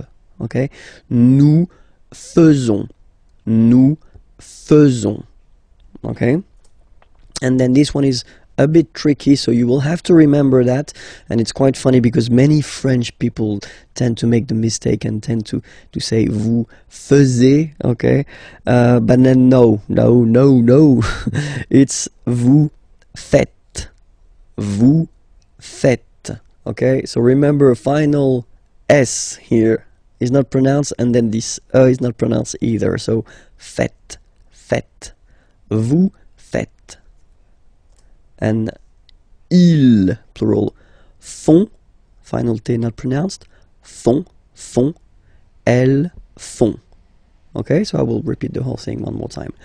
Je fais, tu fais, il fait, elle fait, nous faisons, vous faites, ils font, elles font. We'll discover la forme négative. So if you want to say that you are not blah blah blah doing something, or so the negative form in French. And so the negative form in French is composed of 2 elements. The first one is ne, and then you get your verb, and right after your verb you will have to put this pas. Okay, so first ne, then the verb, and after that, pas. Okay, we write it PAS, okay, but as usual, final S is not pronounced, so it's pas. Okay, remember one thing, in some cases, we will have verbs starting whether with a vowel or then with H, plus a vowel, and in French, H is not pronounced, okay, so for these verbs, will have to disappear, and it will be written like that. N. Okay, then will come the verb, and after that, doesn't change, it will be pas. Alright, so let's see a few examples now. So for ne pas, so if you get a sentence like il parle avec moi. So il parle, he is talking, avec, with, moi, me. Okay, remember this moi, we introduced that in this unit, and it was a pronom tonique. Okay, il parle avec moi. So if you want to put the negative form of this sentence, so remember, first part ne, so before the verb, then you put your verb, parle, basically you don't change it, just put it there, parle, and after that you put the second part, pas. Okay, then you get the sentence, il ne parle pas avec moi. And that's it. You've got your negative sentence here. Okay, let's see now how it will go with N apostrophe pas. Okay, so nous allons en France. Okay, so in that case, if you look, you've got the verb aller. Aller means to go. Okay, nous allons, we are going. Okay, en France, to France. Here, first letter is A. Okay, remember the rule. If it's not with a vowel, like here it is the case, you will have to drop and take away this E form. So that's the reason why we've got this N apostrophe like that. N'allons. Nous n'allons. And then you don't really need to think. You just put this pas after the verb en France. Nous n'allons pas en France. Nous n'allons pas en France. And that's it. Okay, second example here. It's with the verb habiter. Habiter is to live. You know, when you introduce the place where you live. Okay, and then here I took this example or this verb just because, of course, it's starting with ash, but as I said, you don't pronounce it. So the first sound you hear here is the vowel, and that's enough just to drop and to take away this e. So you will basically make it like in this example. You will put this N apostrophe. Elle n'habite pas dans cette maison. So, elle habite, she lives or she is living, in this house. Elle habite dans cette maison, and then negative form. Elle n'habite pas dans cette maison. This lesson will work on les adjectifs démonstratifs. So les adjectifs démonstratifs, in English it would be this or these, okay? But then as usual in French, we've got the difference between the masculine, the feminine, and the plural, okay? So we'll see that. So for the masculine form, it will be ce, and then it will be cette, okay? So as usual in French, remember, it can be tricky if a letter, an adjective like that, for instance, is ending, or it could be an article, is ending with a, okay? Just because for some words starting with a vowel or with ash plus a vowel, then we will have to modify it, okay? And that's the reason why here we've got cette, okay? But then it's still the masculine form, ce, cette. For the feminine, it will be cette, so only one, cette. And then for the plural form, it will be c'est.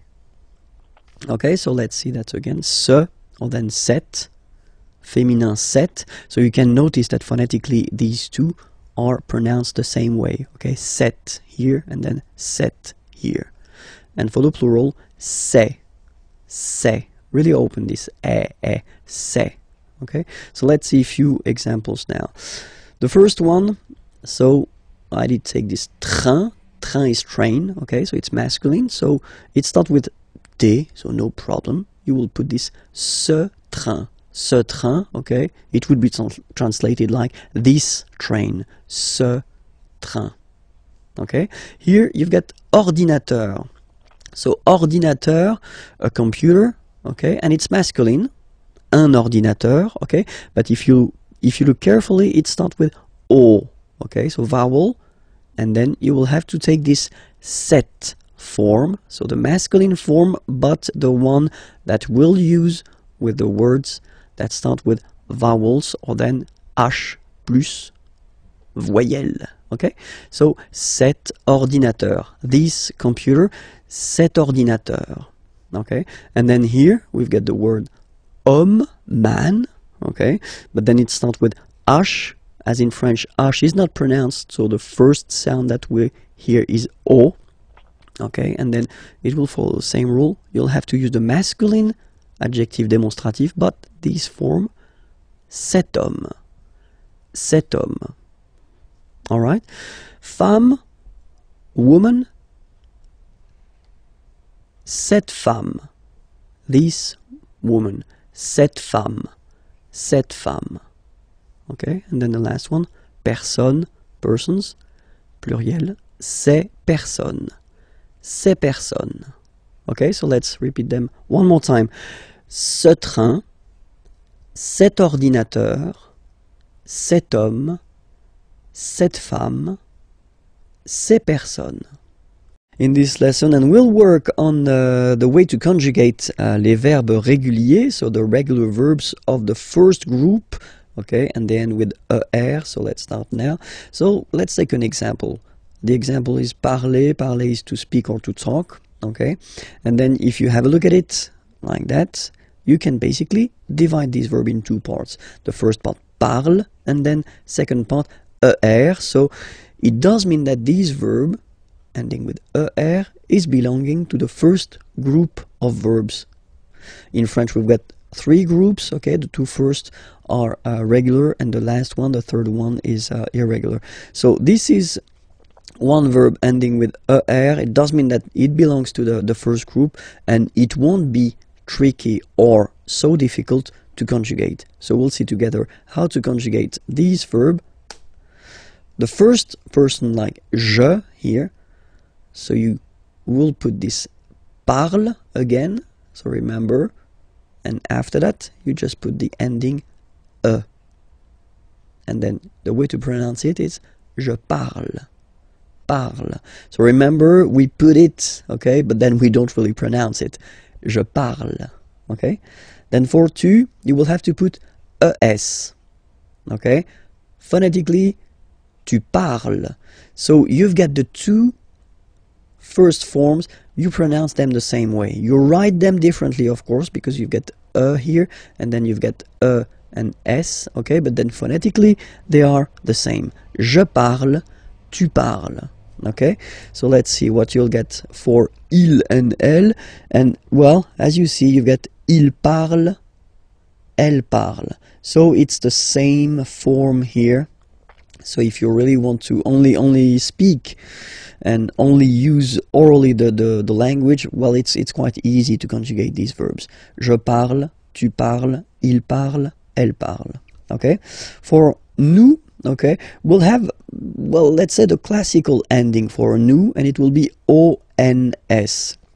Classical because you will see that with the other groups as well, it's quite common to have this ons for nous, okay? Nous parlons, okay? Remember, final s is not pronounced, okay? And then this on together, they will give you the sound on, okay? Nous parlons, all right?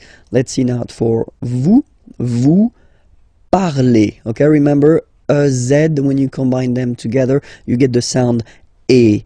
Vous parlez, all right? And the last one, so even if you've got this ent, well, don't hate me, but you won't pronounce these letters, okay? You have to write them for the plural form, but you don't pronounce them, so you get il parle, elle parle. So the good news is that you've got here je parle, tu parles, il, elle parle, and then if you check it here, il, elle parle. So it's the same phonetical pronunciation or phonetical form, sorry, okay? And then you've got nous parlons and then vous parlez, all right? So here, remember the endings, you will have to write them, okay? All right, so we'll take another example. Regarder is to watch, okay? So you can see that the verb is ending with er, okay? So you take it, you just take this er away and then you keep this radical form, like we say in French, only this form, okay? So you will get je regarde, tu regardes, il regarde, elle regarde, nous regardons, vous regardez, il regarde, elle regarde. Okay, so one more time here. Regarde, regarde, regarde, and then regarde. So phonetically, only one form here. And then regardons, regardez. All right? Remember that even if this beautiful verb aller, that we tend to use quite often because it means to go, okay, even if it ends with er, it is not regular at all. In this lesson, we will count together, yeah. So from 20 to 50, de 20 à 50. I hope you're ready because it's starting right now. 20, 21. Okay, so remember to make this little link. 21, 21. 22, 22. 23, 23. 24, 24. 25, 25. 26, 26. So remember it's ending with X, but then we pronounce it S. 26. 27. Remember set, it was this P disappear. You don't pronounce it. 27. 28. So here you make the liaison. 28, 28. 29, 29, 29. Then here, remember this en, 30, 30, 30. Okay, don't insist on the it doesn't exist here. 30. 31, 31, 31. 32, 32. 33, 33. Remember final S doesn't exist. 33. 34, 34, 34. Remember in French the rule is that if you start with, well, if you get this combination Q, U, A, well, you will pronounce it K, K. Same thing for the other vowels, okay? So because that's the rule. After Q, normally we put U and then another vowel, but then this U, well, basically it's not pronounced, okay? So K, 4, 34. 35, 35, 36, 36, 37, 37, 38, 38, 39, 39, 40. Okay, so same rule as previously, as for 4, okay? K, 40, 40. Okay? 41, 41, 42, 42, 43, 43, 44, 44, 45, 45, 46, 46, 47, 47,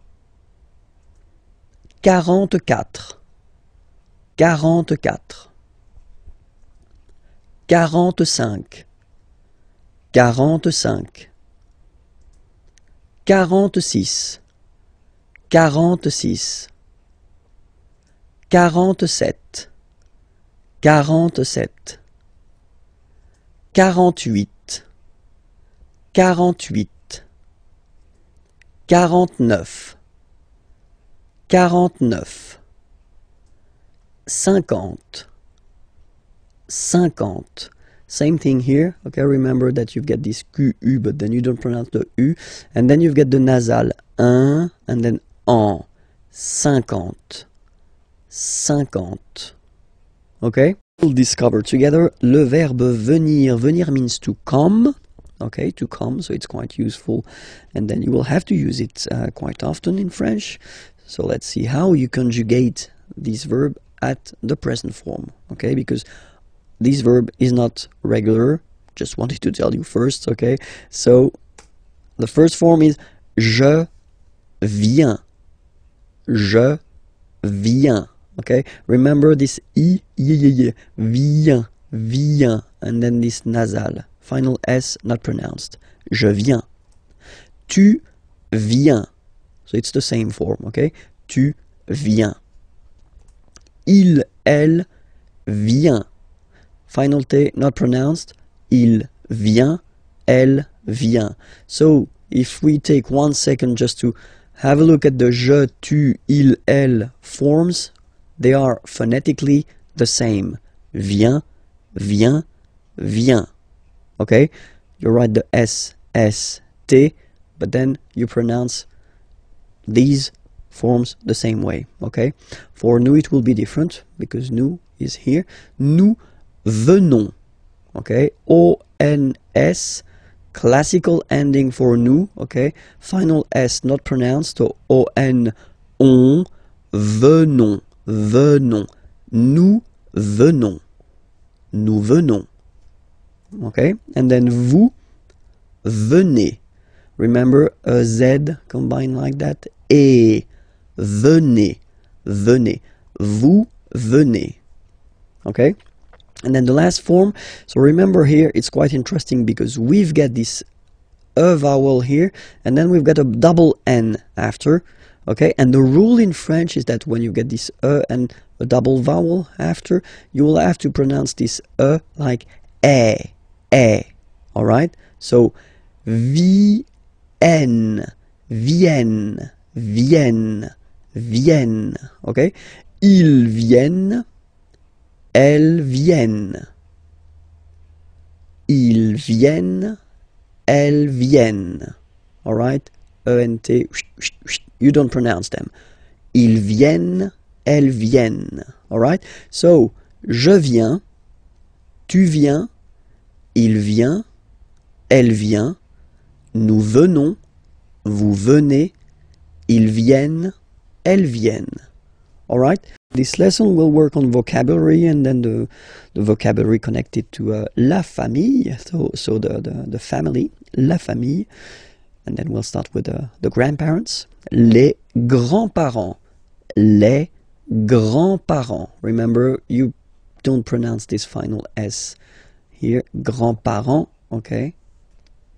So, le grand-père, grandfather. Le grand-père. Remember, E accent grave like that.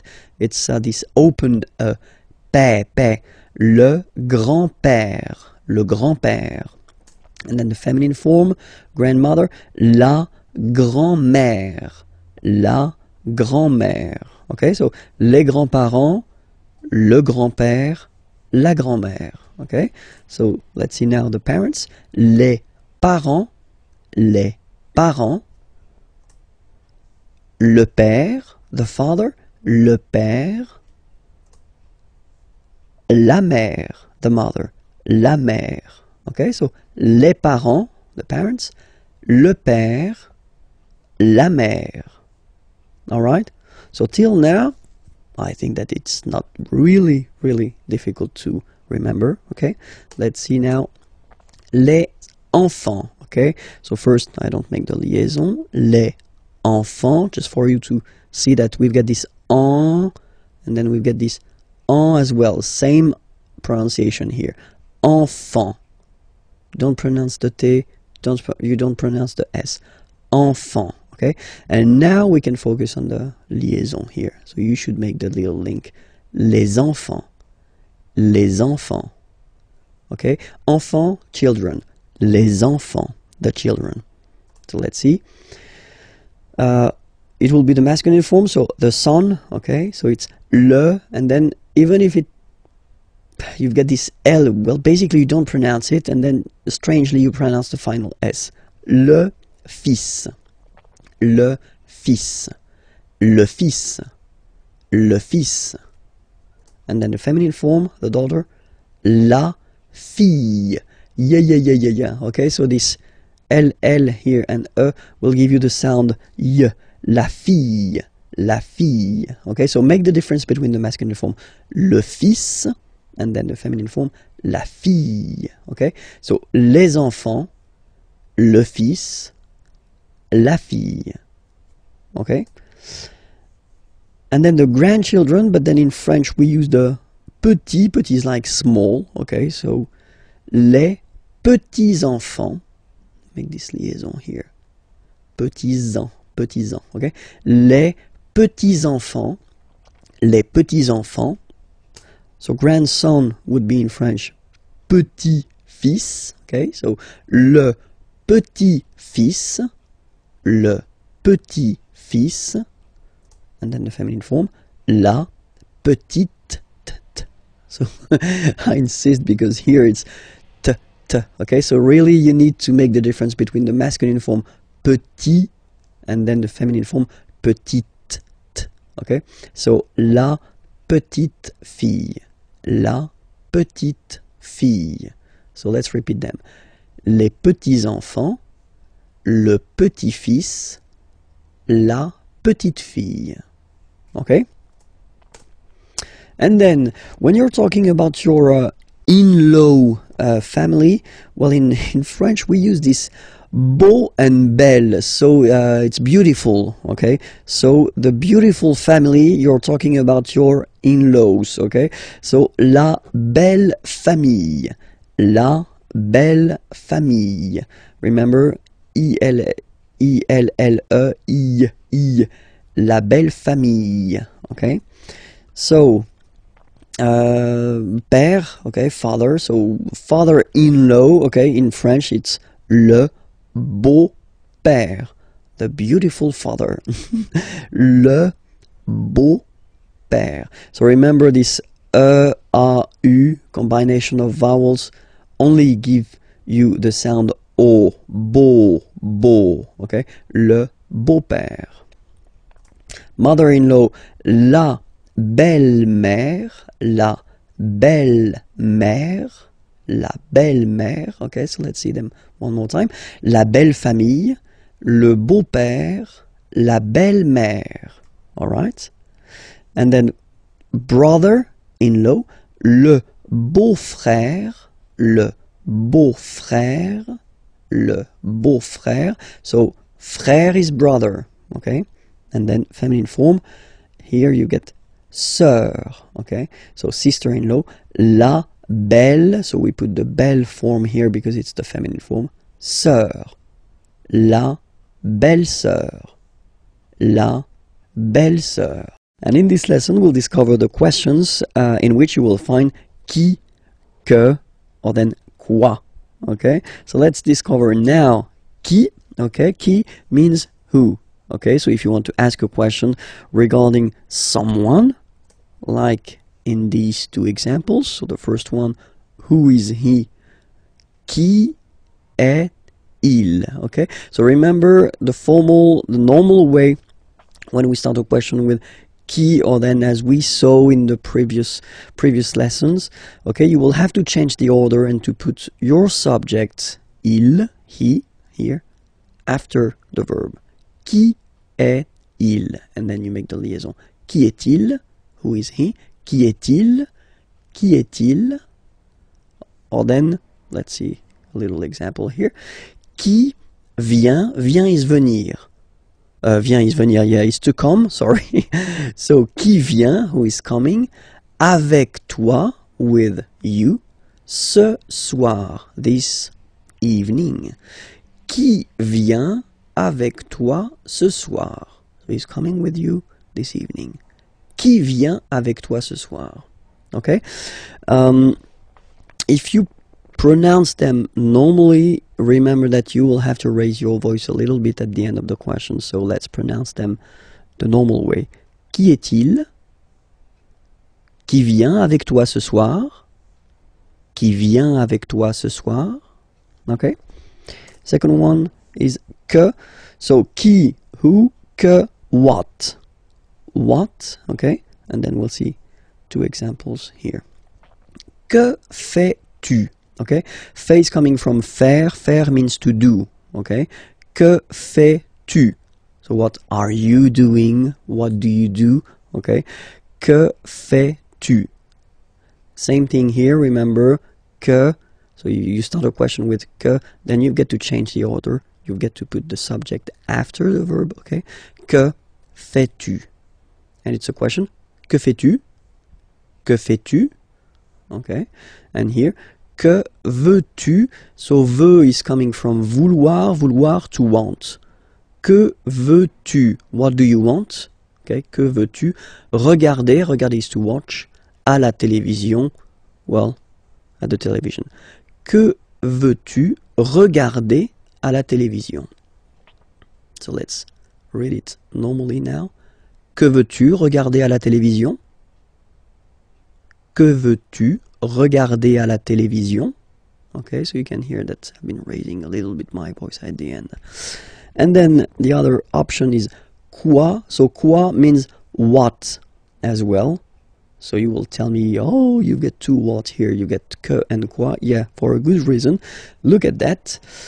Well, tu fais quoi? So I've been just taking the same question as we had here, this que fais-tu? What do you do? What are you doing?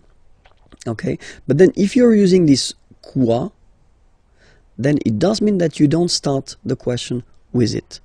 You just put it here, for example, at the end. Okay, tu fais quoi? It is exactly the same meaning as this question, okay, but then you can see that you just keep the normal order of the sentence, subject, verb, okay? In that case, you definitely need to raise your voice at the end, okay?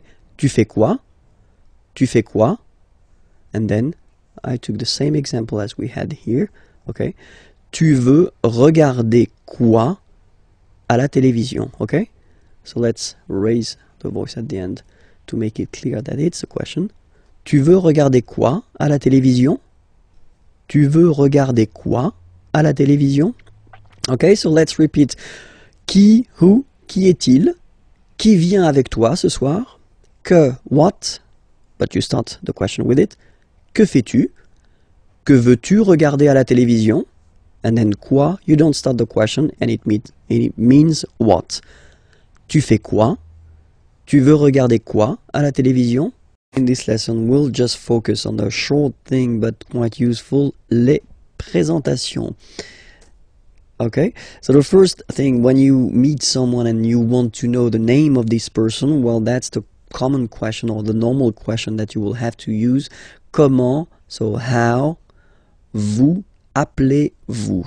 Okay, we've been seeing in Unit 1, if my memory is correct, the verb s'appeler, so to call oneself. Okay, when you introduce yourself, you use this s'appeler verb. Okay, so that's the reason why it will look this way. Comment vous appelez-vous? Okay, so comment vous appelez-vous? So what's your name? How are you calling yourself? If you want a direct translation, but it sounds a bit strange in English, but then that's the question. Comment vous appelez-vous? All right.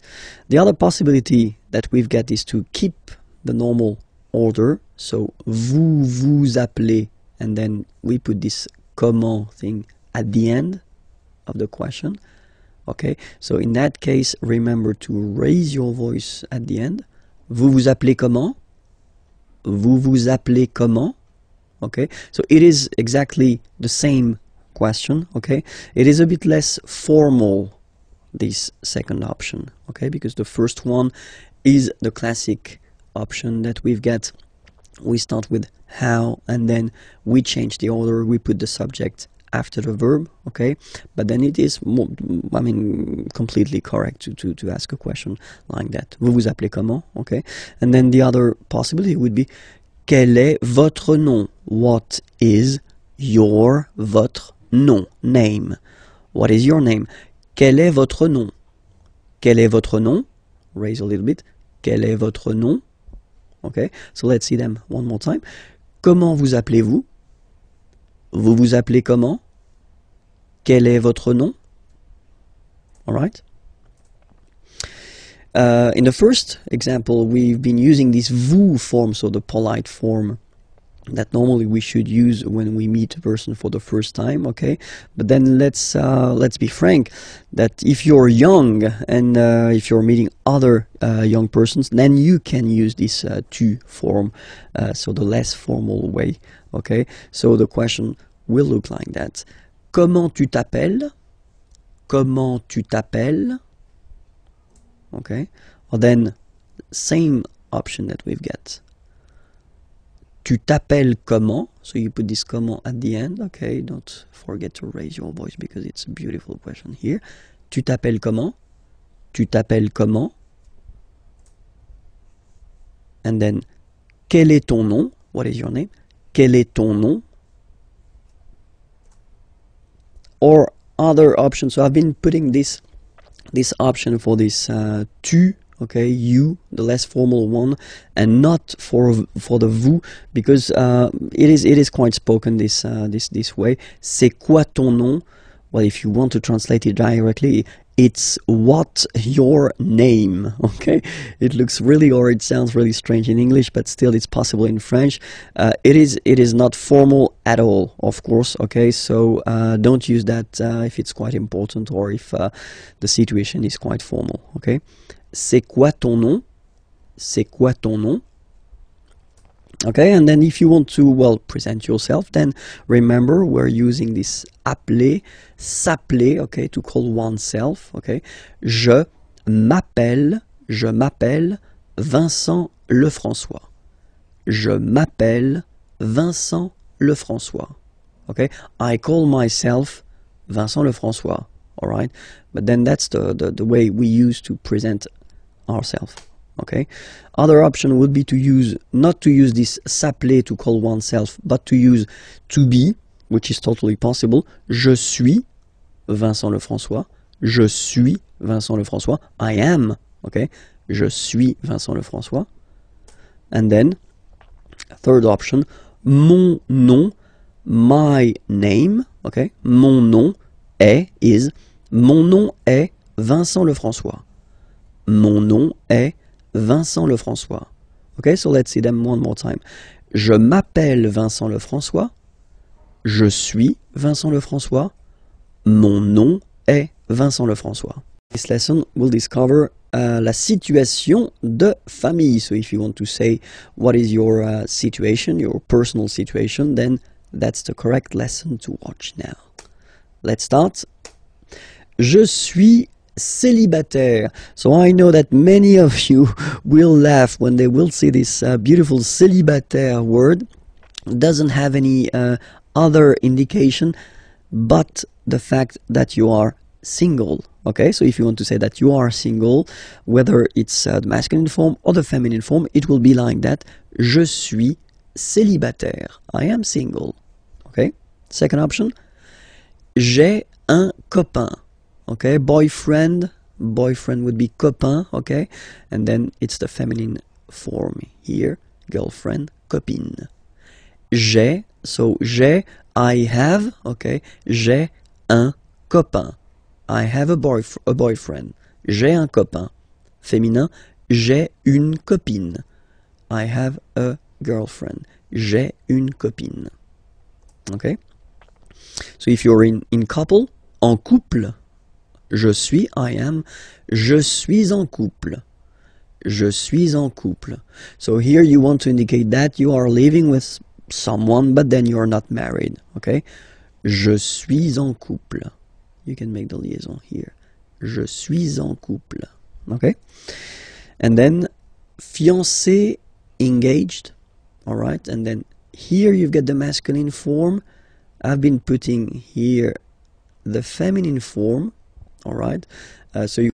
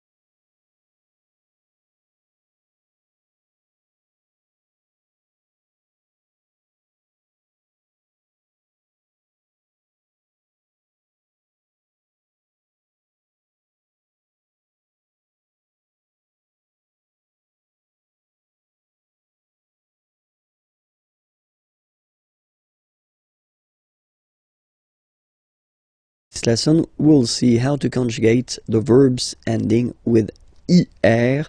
So not all the ER verbs are belonging to the second group, but some of them, and then we'll see how to conjugate them at the present form. Okay, so we'll take an example.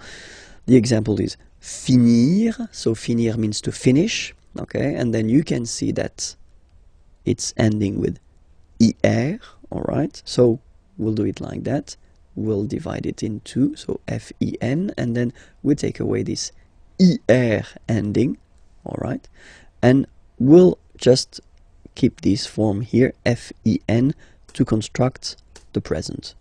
So you take it and you put it here, and after that you will add this ending. So for je, it will be E-S.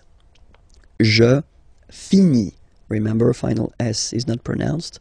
Je finis. Okay? Tu finis. So ES as well, like we had for je. So same way to pronounce it as well. You don't pronounce the final S. Tu finis. Il, elle finit. So I-T, final T not pronounced. Il, elle finit. So, je finis, tu finis, il finit. Phonetically, it's exactly the same form for these persons. Okay, so it's quite good if you want only to talk and not to write. So just focus on this fini form. You know that it's for je, tu, and il, elle. Okay, but then for nous, so have a look. Nous finissons. Okay, I-S-S-O-N-S. Issons.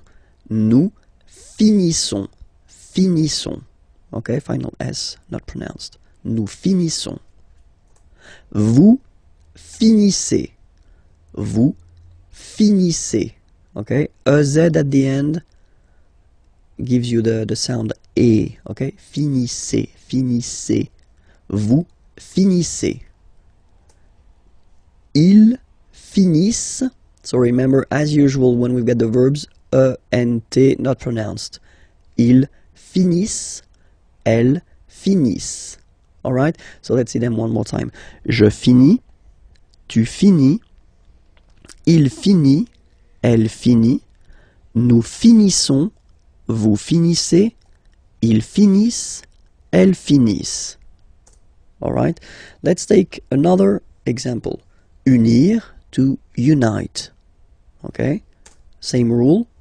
We just keep this UN and then you spot the ending, you take it away, and you will keep the UN to construct. So, j'unis, same way. Tu unis. Il unit. Elle unit. Nous unissons. Vous unissez. Ils unissent. Elles unissent. Okay, so it's the same, exactly the same. So, same group, same way to conjugate it. Okay, let's take choisir, third example. You spot it, ending with ER here. Choisir means to choose. Okay, then same way. Je choisis. Tu choisis. Il choisit. Elle choisit. Nous choisissons. Vous choisissez. Ils choisissent. Elles choisissent. And we'll discover together, well, the plural form, how to construct or how to make a plural form. So it's le pluriel en français. So let's start now. So we'll take this example, okay, basic example. A friend, un ami, okay, un ami. Okay, so here you can see that we've got this article indéfini, un, the masculine form, singular form, and then we've got ami, friend, like that, at the singular form as well. So if we want to construct the plural form, well, obviously the article will change. Okay, we saw previously that the plural article was des in that case, and then we keep the same word, so ami, and the rule goes like that. You get to add at the end of the word S. Okay, in that case, and as in most of the cases, you won't pronounce it, but you will have to put it. Okay, and so you've got des ami, okay? And if you make the liaison, so the link between the two, you will get des amis, okay? Des amis. So ami, remember, doesn't change. Even if you get to write the S, then you don't pronounce it, okay? And now, let's see a few examples. So this one, une femme, okay? So if we think about the rule that we saw previously, then une is changing, and then the article become des, okay? Femme, you write it like it was at the singular form, and then you just add this S at the end, and as we said, you don't pronounce it, so you get des femmes, okay? Des femmes.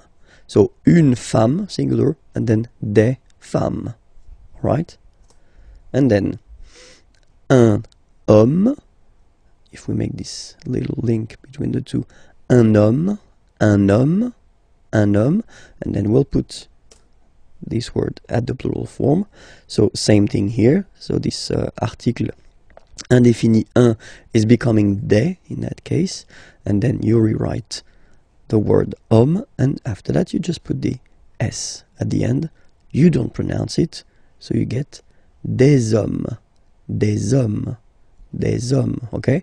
Un homme, singular form, des hommes, plural form, okay? And then I took, well, this example with this article défini le, okay? So le livre,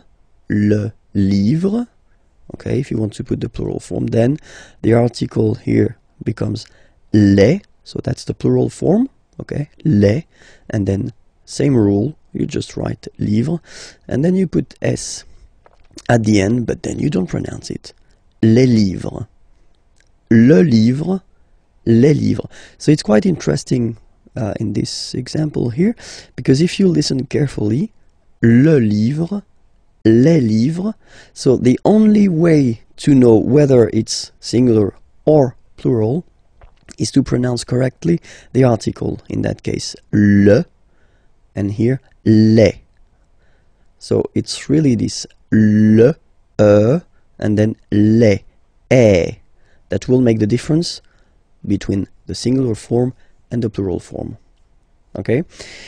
As usual in French, we've got exceptions.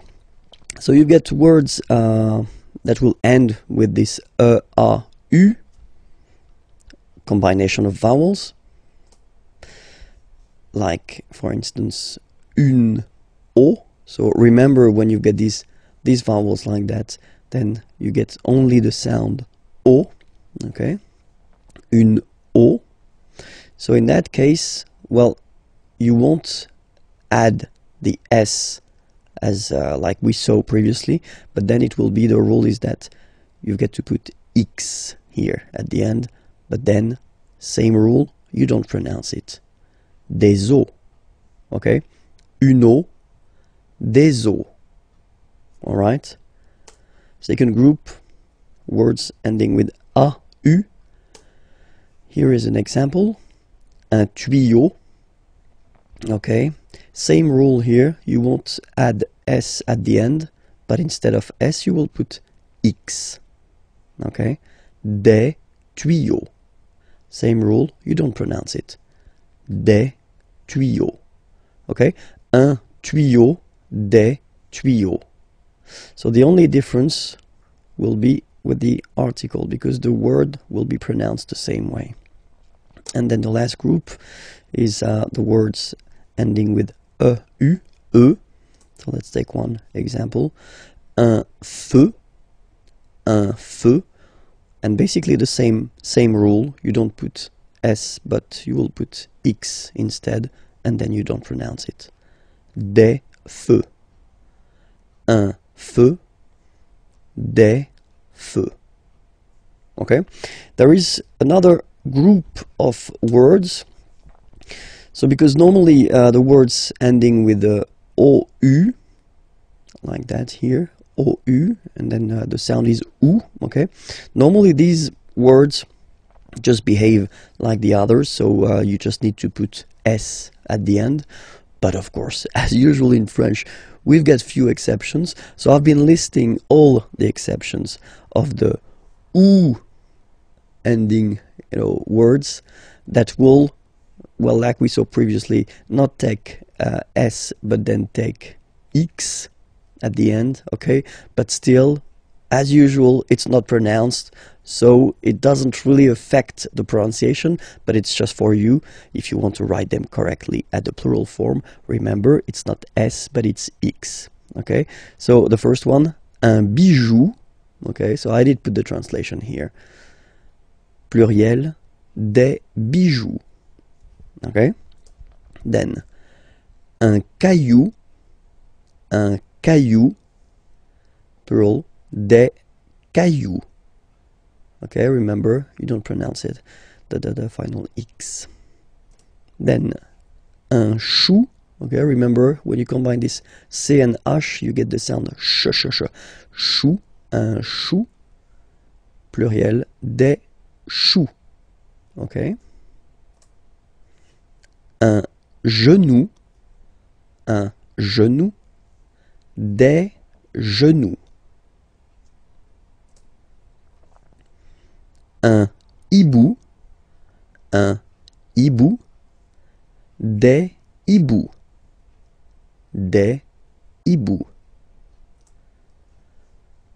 un joujou, des joujoux,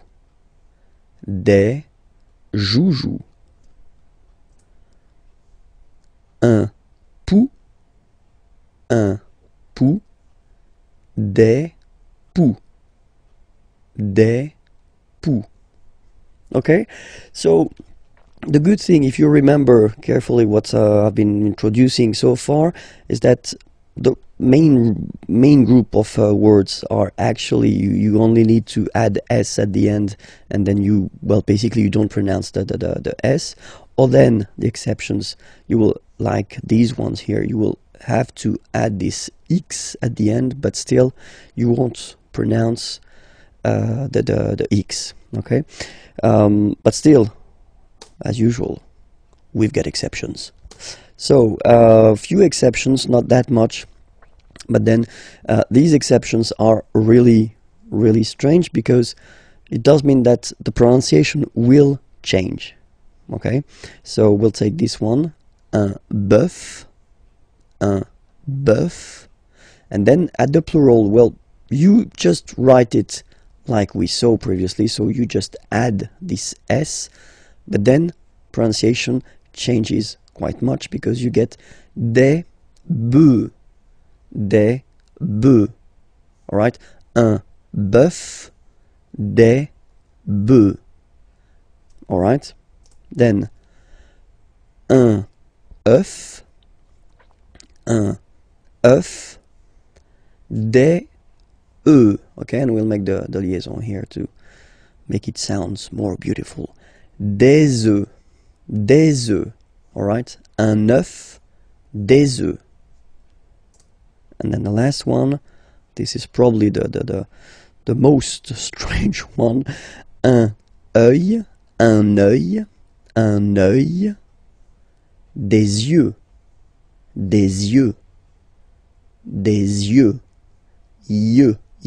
okay? Don't pronounce the final X as usual. Des yeux, alright? Let's cover together le verbe pouvoir. Pouvoir means to can, okay, so it's quite useful. And then we'll discover it because, well, it's not a regular verb, so it's always quite interesting to take a few minutes to really work on it and try to remember the way it is conjugated at the present form, okay? So the first form that we'll have is je, as usual, so je peux, okay? Final X not pronounced here, okay? So you've got X, but you don't pronounce it, so basically you get the sound peut, je peux, okay, so I can, je peux, okay. Then tu peux, same pronunciation and same spelling or writing, okay. P-E-U-X, okay, don't pronounce the final X. Tu peux, okay. Je peux, tu peux, Then, il, elle, peut. So you will put T at the end, you don't pronounce it. Il peut, elle peut. Okay? So if you look carefully, you've got peut here, you've got peut here, and you've got peut here. Okay? So for the three first, or four, because there is the feminine form as well, for the four first persons here, well, it's the same phonetical form. It's peut. Okay? And then nous. So a classic ending for nous, this ONS ending for nous. Okay? Nous pouvons. Nous pouvons. Okay? You don't pronounce the final S. Nous pouvons. Then vous pouvez. Okay? Classic ending as well for the vous form. A Z like that. Okay? Remember you pronounce it E. Okay? Vous pouvez. Vous pouvez. And then plural form, ils, elles, peuvent. Ils, elles, peuvent. Okay, so be careful because as you can see, you've got this EU here, EU here, EU here, and then it's coming back here as well. Okay, so the only OU that does connect to the infinitive here, pouvoir, it's only for nous and vous. Okay, so let's read them one more time. Je peux. Tu peux, il peut, elle peut, nous pouvons, vous pouvez, ils peuvent, elles peuvent. Okay? As usual, this ending, this ENT ending, you write it, you don't pronounce it. Okay? Peuvent, peuvent, peuvent. Okay? So it's really useful. You should really, definitely know it by heart. Okay? So try your best. Well, watch again this video if you need it, and then I hope it will enter in your head quite easily. Okay, let's see some example now. Je peux chanter. Okay, je peux chanter. So you can see that in that case, when you construct a verb, or sorry, you construct a sentence with the verb pouvoir, here you've got a second verb, chanter, and it means to sing. Okay, so I can sing. Well, you should all the time put the second verb at the infinitive form. Okay, so when we talk about infinitive form, normally it's the basic form of the verb. Okay, je peux chanter. Another example, tu peux partir. Partir is to leave. You can leave. Tu peux partir. All right, same thing here. Okay, second verb, well, basically coming right after, of course, and then at the infinitive form. All right, elle peut dessiner. Dessiner is to draw. Elle peut dessiner. She can draw. Okay, elle peut dessiner. And in this lesson, we will try to focus on le verbe devoir. Devoir means to must. Okay, so it's quite useful. And especially it's not a regular verb, so it's always good to spend a few minutes on the conjugation at the present of this verb. Okay, so let's start now. Let's see, so le verbe devoir, to must, at the present form. Je dois. Okay, remember final S is not pronounced. Je dois. OE, when you combine the two, you get the sound wa wa wa. Je dois. Okay? Tu dois. Final S not pronounced. Tu dois.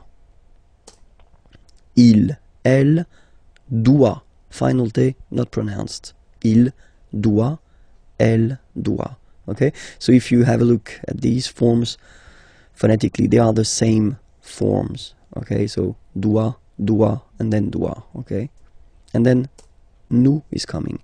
Nous devons. Okay? Classic ending ONS for nous. Okay? You just pronounce this on, on, this nasal. Okay? And then the S, final S is not pronounced. Nous devons. Nous devons. Okay? Nous devons, well, basically we must. Okay? And then vous devez. Remember, classic ending for vous here, a Z, but then you pronounce this combination of two letters, et, devez, devez, vous devez. Alright? And then the last one, ils doivent. So same thing, classic ending for the plural form, ENT here. Okay, but then you don't pronounce it. Doivent, doivent. Elles doivent. Ils doivent, elles doivent. Okay, so let's repeat them one more time. Je dois, tu dois, il doit, elle doit, nous devons, vous devez, ils doivent, elles doivent. Alright, so let's see a few examples now. The first one, je dois étudier. Étudier is to study, okay? So it's a verb, and then the rule in French goes like that. If you get to put two verbs in a sentence, like here, the second one must be at the infinitive form. So when we talk about the infinitive, it's the basic form of the verb, okay? So étudier, study. Je dois étudier. I must study. Je dois étudier. Okay? Then, il doit choisir. Okay? Same thing here. Choisir means to choose. Okay? And so, I did put here the infinitive form, so the basic form, IR form. Il doit choisir. Okay? He must choose. And the last example, nous devons répondre. Répondre is to answer. Répondre here, okay? Nous devons répondre. We must answer. Nous devons répondre. Okay? We are going to discover together European countries, so les pays européens. Okay? So let's start now with les pays européens. And the first one, la Grèce. La Grèce. Okay, so remember gr, gr. And then this accent grave like that, open. Grèce. Okay? La Grèce. Le Portugal. Le Portugal. L'Espagne. L'Espagne. Okay, don't insist on the final E because basically it's not pronounced. L'Espagne. Gna, gna, gna. L'Espagne. L'Espagne. L'Italie. L'Italie. L'Italie.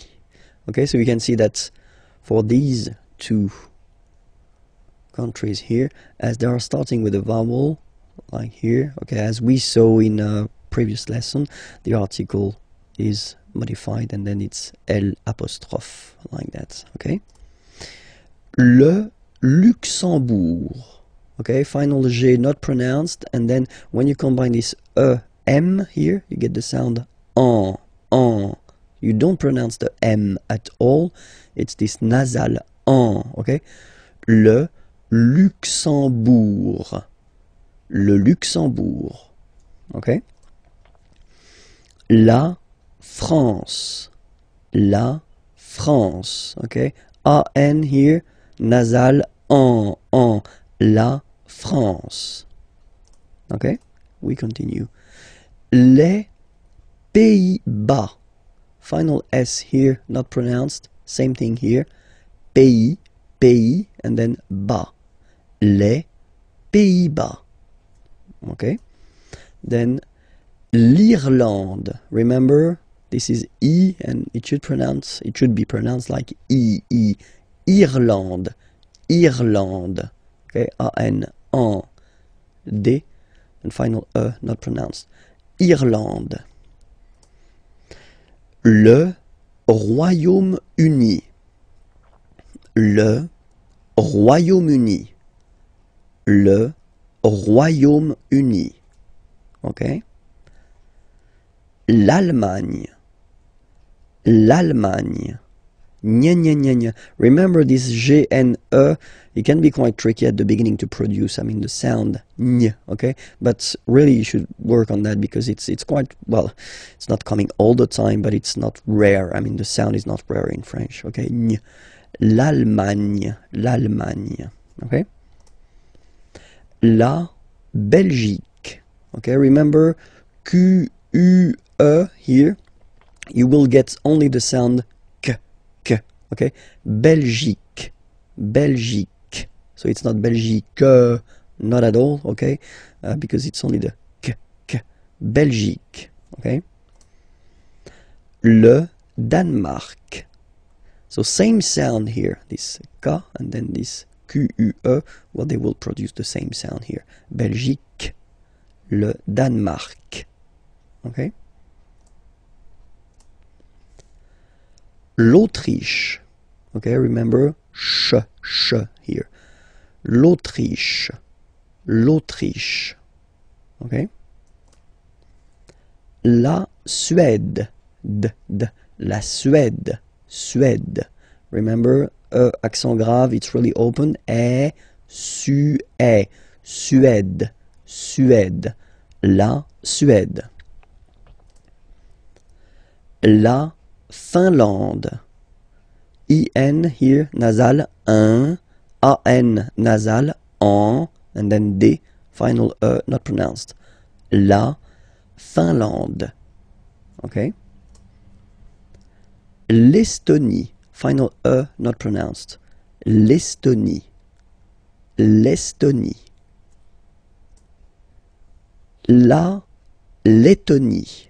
So remember when you've got this E and then a double letter like that, T, okay, then you will have to open your E and it will become E, le, Lettonie. La Lettonie. La Lituanie.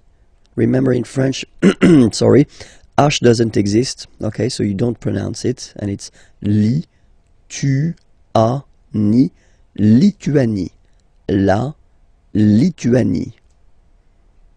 Okay, continues. La Pologne. Ñ again. La Pologne. La République tchèque. So remember, Q-U-E, K, Tchèque. La, and then here as well, République. La République tchèque. Okay, la République tchèque. Chypre. Chypre. So remember, we've got this Y letter here, but then phonetically when you pronounce it, it's like I, okay? Chypre. Okay? Malte. Same thing here, you don't insist on the final E. Malte. Malte. La Slovénie. Remember, you get this E accent aigu here, it's E. Slovénie. Final E, as usual, not pronounced. La Slovénie. Okay? La Hongrie. So remember, H doesn't exist, so you don't pronounce it. So it starts with O-N, on, and then gris, final E, not pronounced. La Hongrie. La Hongrie. Okay? Les nationalités. So basically I've been making this nationalities lesson based on the previous lesson. So leçon D. Okay, so I definitely invite you to check the leçon D if you want that everything is clear for you. Okay, but then les nationalités, and it's starting right now. La Grèce. Grec, so I will put each time the masculine form for the nationality, Grec, and the feminine form here for the nationality, okay? So you get the country, la Grèce, and then you get Grec, masculine form, Grec, feminine form. You write them differently, but then, if you listen carefully, Grec, you pronounce them the same way, okay? Le Portugal, Portugais, Portugaise. Okay, so listen carefully. Portugais, Portugaise.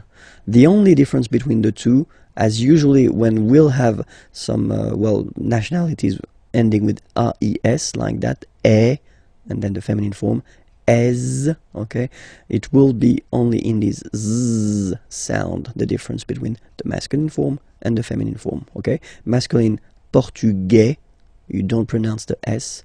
Feminine form, portugaise, you pronounce this z sound, okay? And then l'Espagne, espagnol, remember, espagnol, espagnol. So you get this final for the feminine form, but then phonetically it's the same. L'Italie, italien, italienne. Remember, when you get this followed by a double consonant like here, then you will have to open it. Italienne, italienne. Okay? Le Luxembourg, luxembourgeois, luxembourgeois, and then feminine form, luxembourgeoise. Okay? Same thing here, only difference, joie, joie, joise, z. Okay, you insist on it. Luxembourgeois, masculine form, and then luxembourgeoise, feminine form. Then, la France, français, française. Okay, c'est, and then seize. Okay, français, française. All right, it continues. Les Pays-Bas, néerlandais, néerlandaise. Néerlandais, néerlandaise. Okay. L'Irlande, irlandais, irlandaise. Le Royaume-Uni, britannique. Okay, only one form, whether it's masculine or feminine, britannique. L'Allemagne, allemand, allemande. Okay, same thing here. Okay, you don't pronounce the final D, but then you pronounce it here for the feminine form. Allemande, okay? Allemand, allemande. La Belgique, belge. So only one form here for the masculine and the feminine form. Le Danemark, danois, danoise. Okay, insist on that. Danois, don't pronounce the final S. Danoise, here you pronounce it.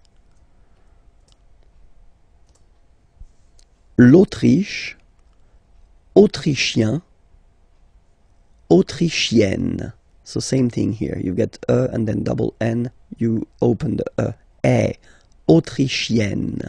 Okay, autrichien, autrichienne. La Suède, suédois, suédoise. Okay, suédois, suédoise. La Finlande, finlandais, finlandaise. Finlandais, finlandaise. L'Estonie, estonien, estonienne. Same thing here, double N, and then you open it. Estonienne, estonienne. La Lettonie, letton, lettonne. Letton, lettonne. La Lituanie, lituanien, lituanienne. Same thing here. You open the lituanienne. Okay? Lituanien, lituanienne. La Pologne, polonais, polonaise. Polonais, polonaise. La République tchèque, tchèque. Okay, so here as well, you've got only one nationality, So whether for masculine or feminine form, it will be the same. Check. Okay? Chypre, same thing here. Chypriote. She, remember this Y is pronounced like I, okay? Chypriote. Chypriote. Okay? Malte, Maltais, Maltaise. So remember, as I said previously, the only difference is Maltais, Maltaise.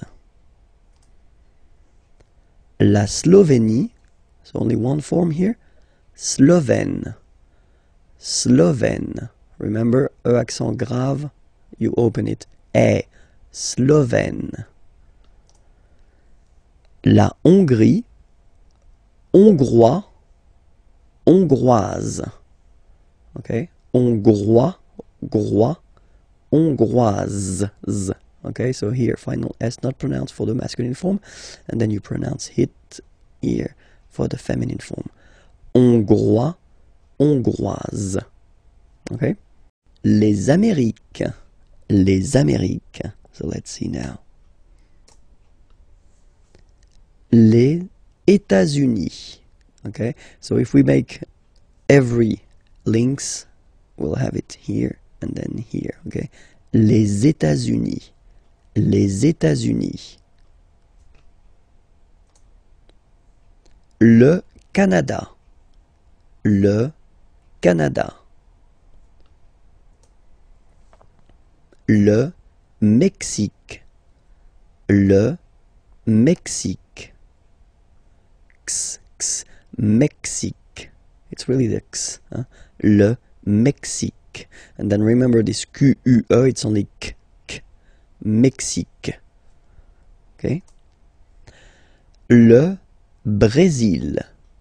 Le Brésil. Okay, you will pronounce the final L here. And then remember, accent aigu goes like E. Brésil. Le Brésil. L'Argentine. Okay, so you've got this nasal here. En, l'argent, and then tin. Don't pronounce the final E. It just gives you the pronunciation of the N. In. L'Argentine. L'Argentine. Le Chili. Le Chili. Okay, remember, C-H, sh. Okay, Chili. Le Chili. La Bolivie. Okay, final E not pronounced. La Bolivie. La Bolivie. Alright, so I assume everything is clear. We can repeat them one more time. Les États-Unis, le Canada, le Mexique, le Brésil, l'Argentine, le Chili, la Bolivie. Okay? And then we'll see now the nationality. So you will see here each time first the masculine form and then the feminine form. Okay? So les États-Unis, américain. So when you talk about the nationality, américain, masculine form, un, américain, and then feminine form, américaine. Américaine. Okay, it's really open this A-I. Américaine. Okay? Le Canada, canadien, yin, here, canadien, canadienne, yen. Remember, here you've got double N, so you've got to open the so it will become canadienne. Okay? Le Mexique, mexicain, un here, like we had in américain, A-I-N, mexicain, and then mexicaine, mexicaine. Le Brésil, brésilien, yin, brésilien, like we had for canadien, brésilien, feminine form, brésilienne, yen, brésilienne. Okay? And then l'Argentine. Argentin, IN, gives you this un sound. Argentin. Okay? And then Argentine. Argentine. Okay, if you look carefully, well, basically the feminine form is the same as the name of the country. Okay? Le Chili, chilien, chilien, yin, chilien, chilienne, chilienne. Okay? And then la Bolivie, bolivien, yin, same, bolivien, and then feminine form, bolivienne, bolivienne. Okay? This lesson we'll discover together le verbe attendre. So attendre means to wait. Okay?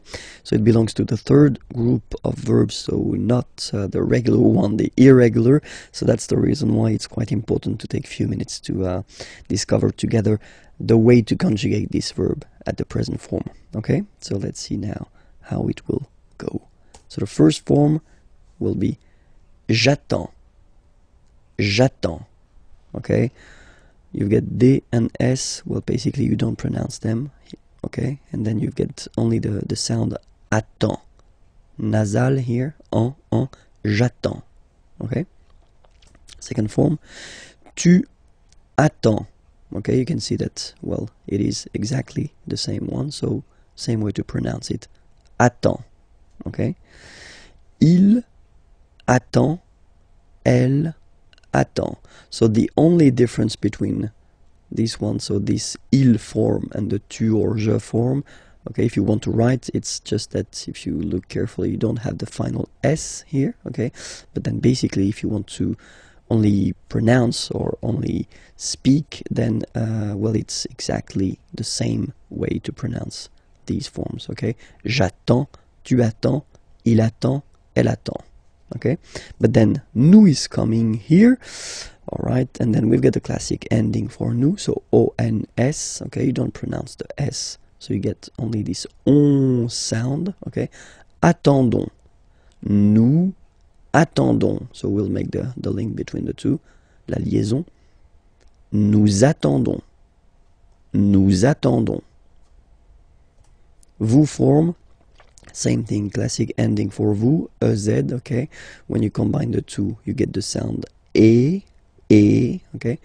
Vous attendez, attendez, okay. Let's put here the liaison, the link.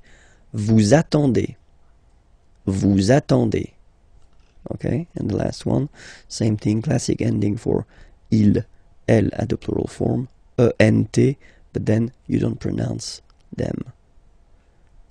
Ils attendent, okay, so remember you get to pronounce this, the D at the end, okay. Elles attendent, all right. If you make the link, ils attendent, elles attendent, okay. So let's read them. J'attends, tu attends, il attend, elle attend, nous attendons, vous attendez, ils attendent, elles attendent. Okay? So I've been making few sentences just to show you how it works, or the meaning. J'attends le train. So le train, the train, I wait. Okay? I wait for the train, but then j'attends le train.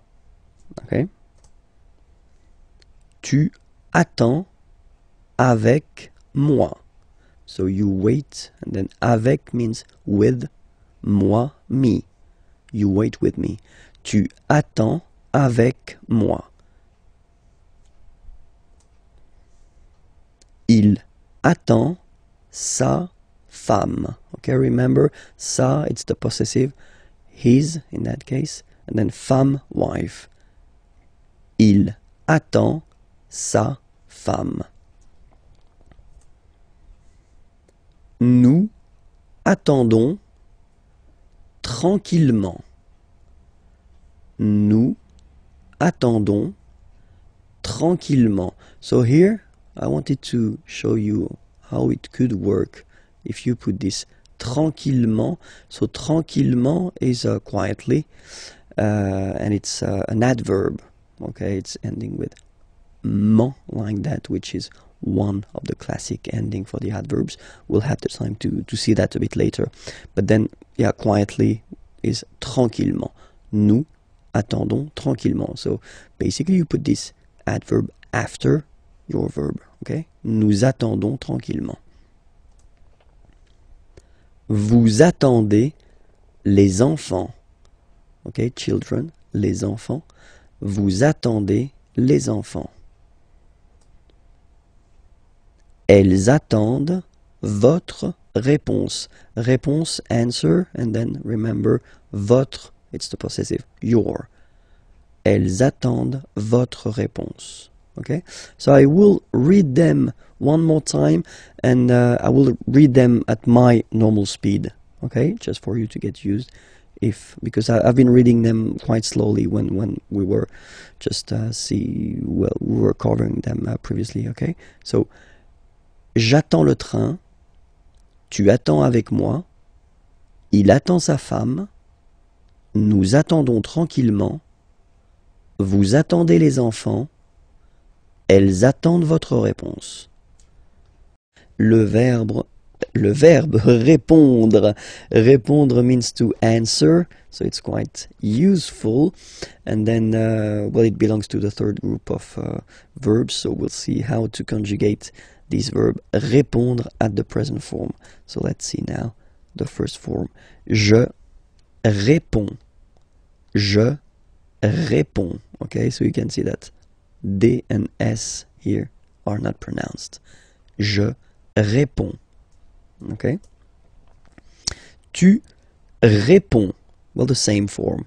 Okay, exactly the same form, so the same pronunciation. Tu réponds. Il répond. So, final D is not pronounced. You only have this on nasal sound at the end. Répond. Elle répond. Okay? So, je réponds, tu réponds, il répond, elle répond. Okay? So far, only one way to pronounce it. Alright? Then, of course, for nous, we've got the normal and classic ending ONS. Okay? Don't pronounce the final S. You only pronounce this on sound. So you get répondons. Nous répondons. Nous répondons. Okay? And then classic ending for vous as well. EZ. Okay? Remember, you combine these two letters, you get the sound E. So, répondez. Vous répondez. Vous répondez. Okay? And then the last persons here. Ils répondent. So same thing here, classic ending, ENT, but then you don't pronounce it. Okay? Répondent. Répondent. Ils répondent. Elles répondent. Okay, so let's see all the form one more time. Je réponds, tu réponds, il répond, elle répond, nous répondons, vous répondez, ils répondent, elles répondent. Alright? Hier, yesterday, aujourd'hui, today, demain, tomorrow. Okay? Hier, yesterday, aujourd'hui, today, demain, tomorrow. So let's see now. Hier, so yesterday. Hier matin. Matin is morning. Okay? So yesterday morning will go in French like hier matin. Hier matin. Okay? Après-midi means afternoon. Hier après-midi. Yesterday afternoon. Hier après-midi. Hier après-midi. Alright? And then soir, evening. Hier soir. Hier soir. Okay, so let's repeat that. Hier, hier matin, hier après-midi, hier soir. Okay, so now, aujourd'hui, today, aujourd'hui. Ce matin, so we put here this this matin, morning, this morning, ce matin.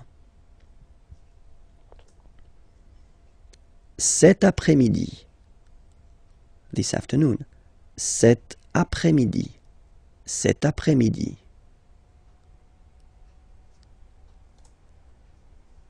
Ce soir, so soir, evening, this evening, ce soir, ce soir. All right? And then, demain, so tomorrow. Demain matin, tomorrow morning. Demain matin. Demain après-midi, tomorrow afternoon. Demain après-midi. Demain soir. Demain soir. Tomorrow evening. Demain soir. So one more time. Hier. Hier matin. Hier après-midi. Hier soir. Aujourd'hui. Ce matin. Cet après-midi. Ce soir. Demain. Demain matin. Demain après-midi. Demain soir. 50, de 50 à 75 till 75, de 50 à 75. So let's see how they go. 50, 50, 51, 51, 52, 52, 53, 53,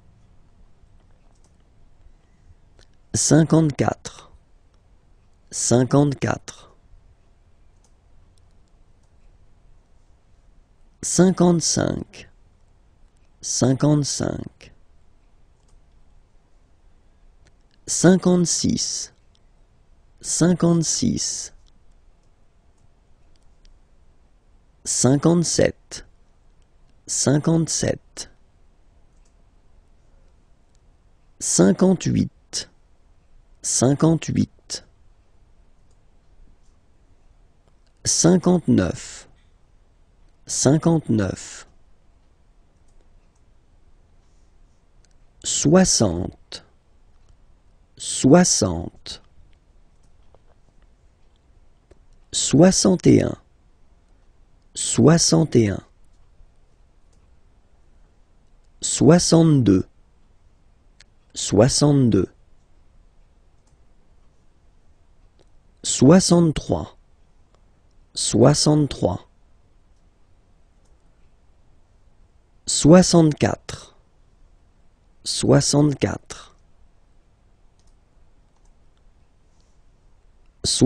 65,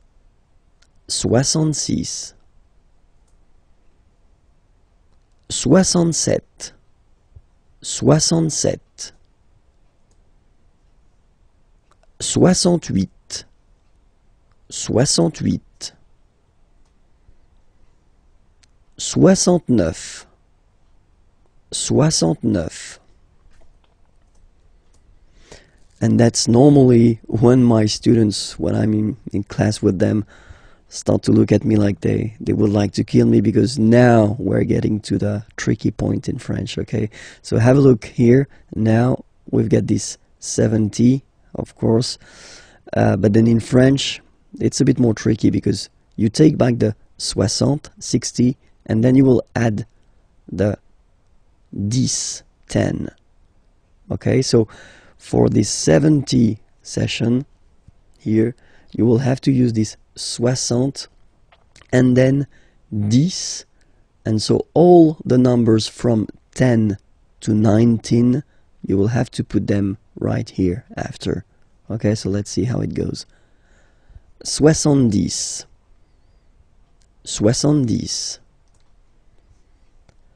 71, 71. Okay, so you can see here now.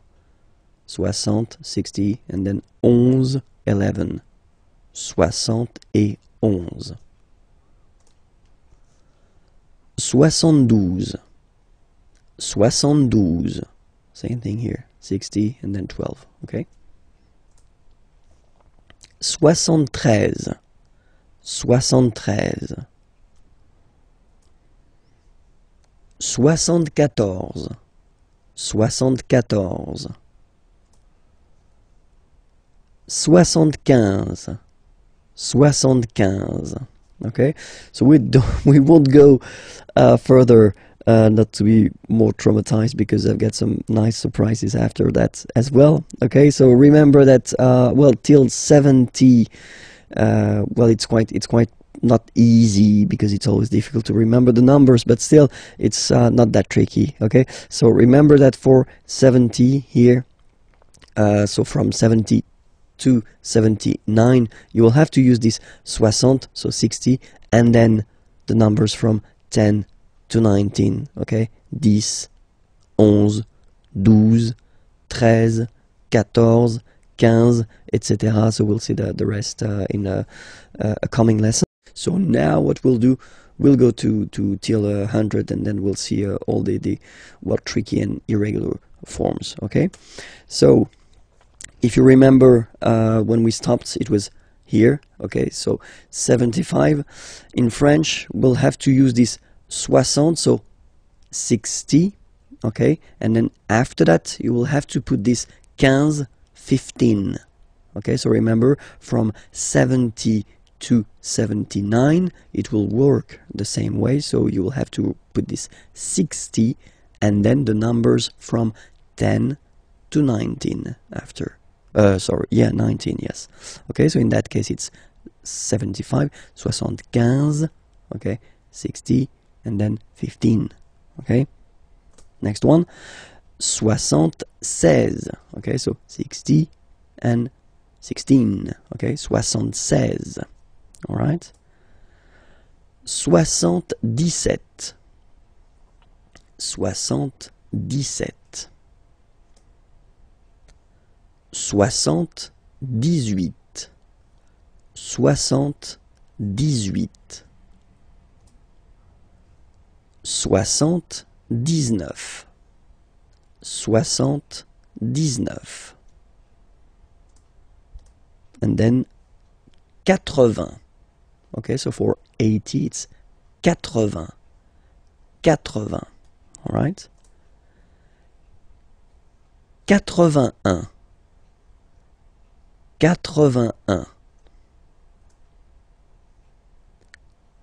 82, 82, 83, 83, 84, 84, 85, 85,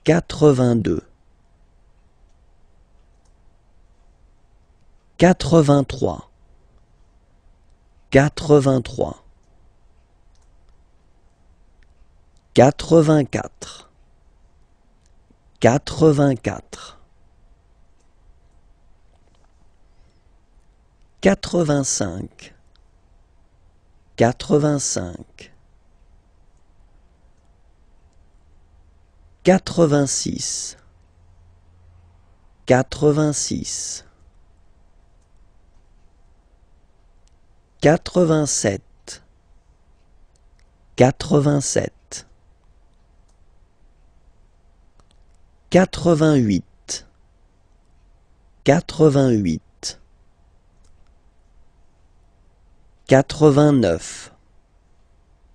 89, 89. And now for 90, well, basically it would be the same thing as we had for 70. So you will take this 80, 80, and then you will add the numbers from 10 to 19 after. So 90, and then 91,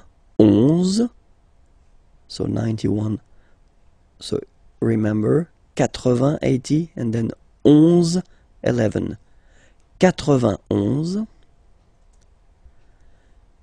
91, 92, 92,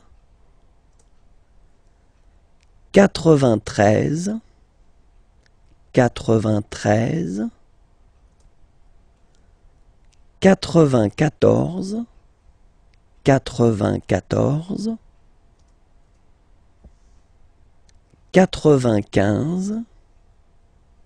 95, 95, 96, 96, 97, 97, 97, 98, 98,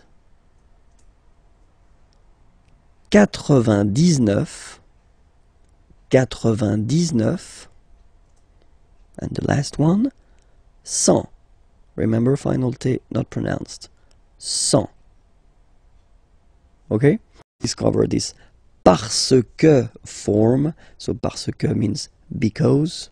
Okay, and it's really useful. So we'll see how to use it. Okay, so parce que here. So the first use of parce que is when you want to introduce the reason. Okay, so we've got two examples here. Il ne mange pas tout de suite. Okay, so here you've got the negative form, remember, ne, and then pas. Manger means to eat. Il ne mange pas, so he doesn't eat. Tout de suite, well, basically it means right now. Parce qu'il, okay, préfère attendre. So in that case, because he prefers to wait. Il préfère attendre. Okay? Préférer, to prefer. And then here you can see that attendre is to wait. Second verb, okay? And then you should put it like here at the infinitive form, so the basic form of the verb, okay? Il ne mange pas tout de suite parce qu'il préfère attendre. Okay? Second example, nous allons dehors. Aller is to go, dehors, outside. Nous allons dehors, so we go outside. Parce que, so because. Nous voulons marcher. Vouloir, to want. Marcher, to walk. Nous voulons marcher, we want to walk. Okay? Nous allons dehors parce que nous voulons marcher. Okay? And then the second option to use this parce que is when you want to introduce the cause, la cause. Okay? Example here. Il prend son parapluie. Parapluie, umbrella. Prendre is to take. Il prend son, his. So he's taking his umbrella. Il prend son parapluie parce qu'il pleut. Pleuvoir, to rain. It rains, il pleut. Il prend son parapluie parce qu'il pleut. Okay? And then, second example. Il appelle le garagiste parce que sa voiture ne démarre pas. Okay? Appeler is to call. Garagiste is this nice person that will fix your car if it's broken or if it doesn't start, like in this example. Okay? Parce que sa voiture, voiture is car, sa voiture, possessive, his car, and then ne pas, so you get the negative form here, and démarrer is to start. Il appelle le garagiste parce que sa voiture ne démarre pas. So because his car doesn't start. Okay? Il appelle le garagiste parce que sa voiture ne démarre pas. Alright? So you can see the two main way of using this parce que. So the first one, the reason. In that case, well, it's something that refers to the person. Okay? Actually, in that case, it doesn't he doesn't eat because he prefers to wait, and then we go outside because we want, okay? And then the second possibility, when you talking about la cause, in that case something that doesn't really it's not the results of what someone is doing, but it's raining in that case, and then the car doesn't start. It doesn't really, it's not the result of the action of someone, okay? So that's the two main use of parce que. We will work on le Moyen-Orient, the Middle East, okay? Let's start. Le Moyen-Orient. So it's interesting here because normally if you would have only this word here, you would pronounce it moyen, moyen, okay? But then as you've got this vowel after, okay, you get to make the liaison between the two. Le Moyen-Orient, Moyen-Orient. Okay, let's start now. Israël, Israël. La Palestine, la Palestine. Le Liban, le Liban. La Jordanie, la Jordanie. Okay, so let's repeat them one more time. Le Moyen-Orient, Israël, la Palestine, le Liban, la Jordanie. Okay, and now we'll see the nationalities. Okay, so Israel, and then I will put the masculine form here and the feminine form here. Israélien, Israélien, so masculine form and then feminine form. Israélienne, Israélienne, okay, yen, yen, okay, and then Palestinien, Palestinien, feminine form, Palestinienne, Palestinienne. Le Liban, Libanais, Libanais, Libanaise, okay, aise,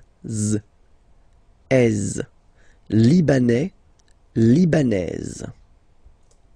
And then Jordanie, Jordanien, Jordanienne, okay, yen, Jordanien, Jordanienne. Okay, so let's see them one more time. Israël, Israélien, Israélienne.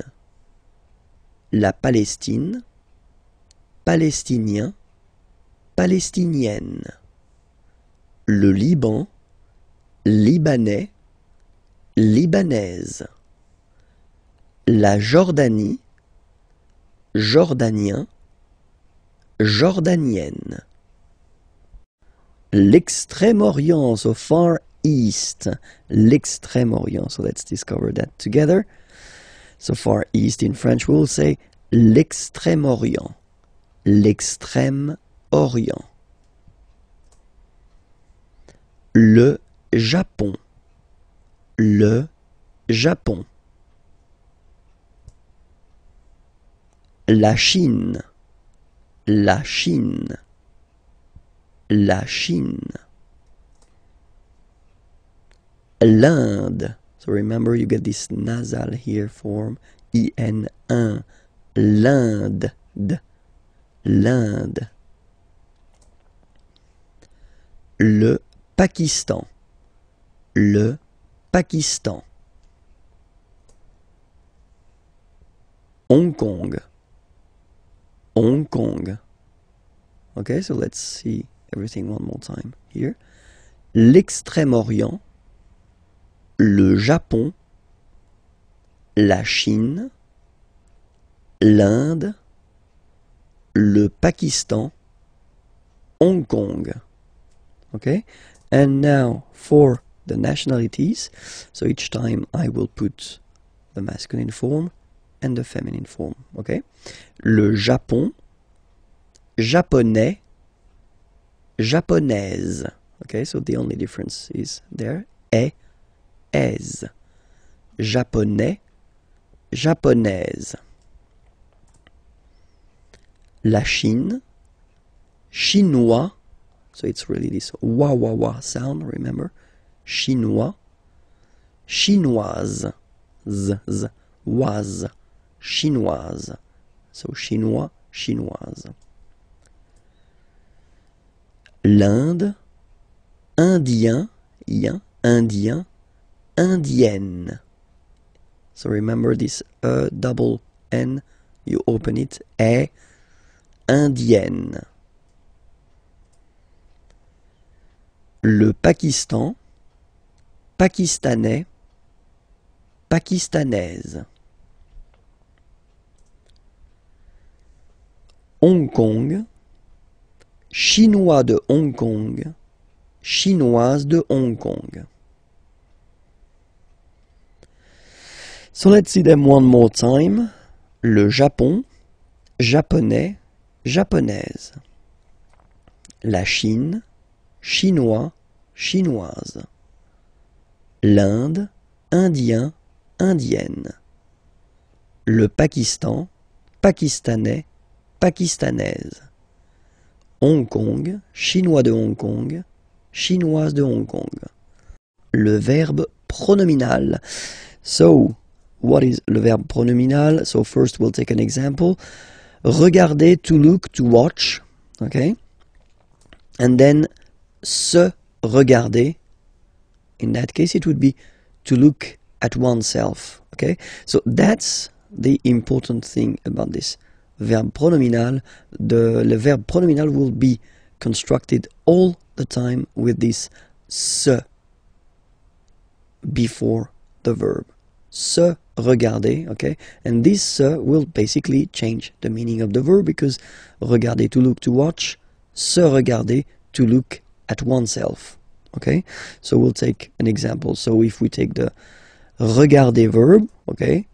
So normally you will construct this sentence. Je regarde la télévision, okay? I watch the television.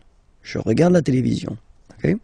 But then if you use this se regarder, so as I said, to look at oneself, in that case, je me regarde. Alright, so you will have to add this me thing here before the verb. Je me regarde. Okay, so let's see how we will conjugate this verb at the present form. Je me regarde. Tu te regardes. Il se regarde. Elle se regarde. Nous nous regardons. Vous, vous regardez. Il se regarde. Elle se regarde. So now you can see that you've got to add this me, te, se, nous, vous, se before the verb when you conjugate it. Okay? Let's take another example. Appeler, to call. Okay? And then the important thing in that case is that, as usual, you know, appeler is starting with a vowel. A here. And it does mean that, as usual in French, normally we should have this se, but then e will disappear and it will look like that. S'appeler. So appeler, to call, and then s'appeler, to call oneself. Okay? So let's see how we will conjugate this verb. Je m'appelle. So same thing here. The e that we had previously disappeared. Je m'appelle. So remember, that's normally the verb that you use when you introduce yourself. Like I call myself, so my name is, of course, but then in French it's like I call myself. Okay, je m'appelle. Tu t'appelles. Tu t'appelles. Il s'appelle. Elle s'appelle. Nous nous appelons. Okay, so I will make the liaison. Nous nous appelons. Vous vous appelez. Il s'appelle. Elle s'appelle. Sorry. So if you look carefully here as well, so you will have to add this m, t, s, okay, and then nous, vous, s, okay. So remember, it's just because the verb is starting with a vowel. It would be the same if the verb would start with the letter h plus a vowel, because we don't pronounce h, so that's the reason why. My God, I'm losing my voice. Let's hope I will finish. Be careful, because in some cases when you will add this se in front of the verb, then le sens, so the meaning of the verb, will change. So I will put a few examples here. Trouver is to find, okay, and then se trouver means to be, être. Okay, trouver, to find, but then se trouver is to be, être. Passer, to pass. Se passer, avoir lieu, so to take place. Se passer, to take place. Passer, to pass. Okay? And then mettre, to put. Se mettre, well, it's to start. Commencer, to start something. Okay? So remember, trouver, to find. Se trouver, être, so to be. Passer, to pass. Se passer, avoir lieu, to take place. Mettre, to put. Se mettre, commencer, to start something.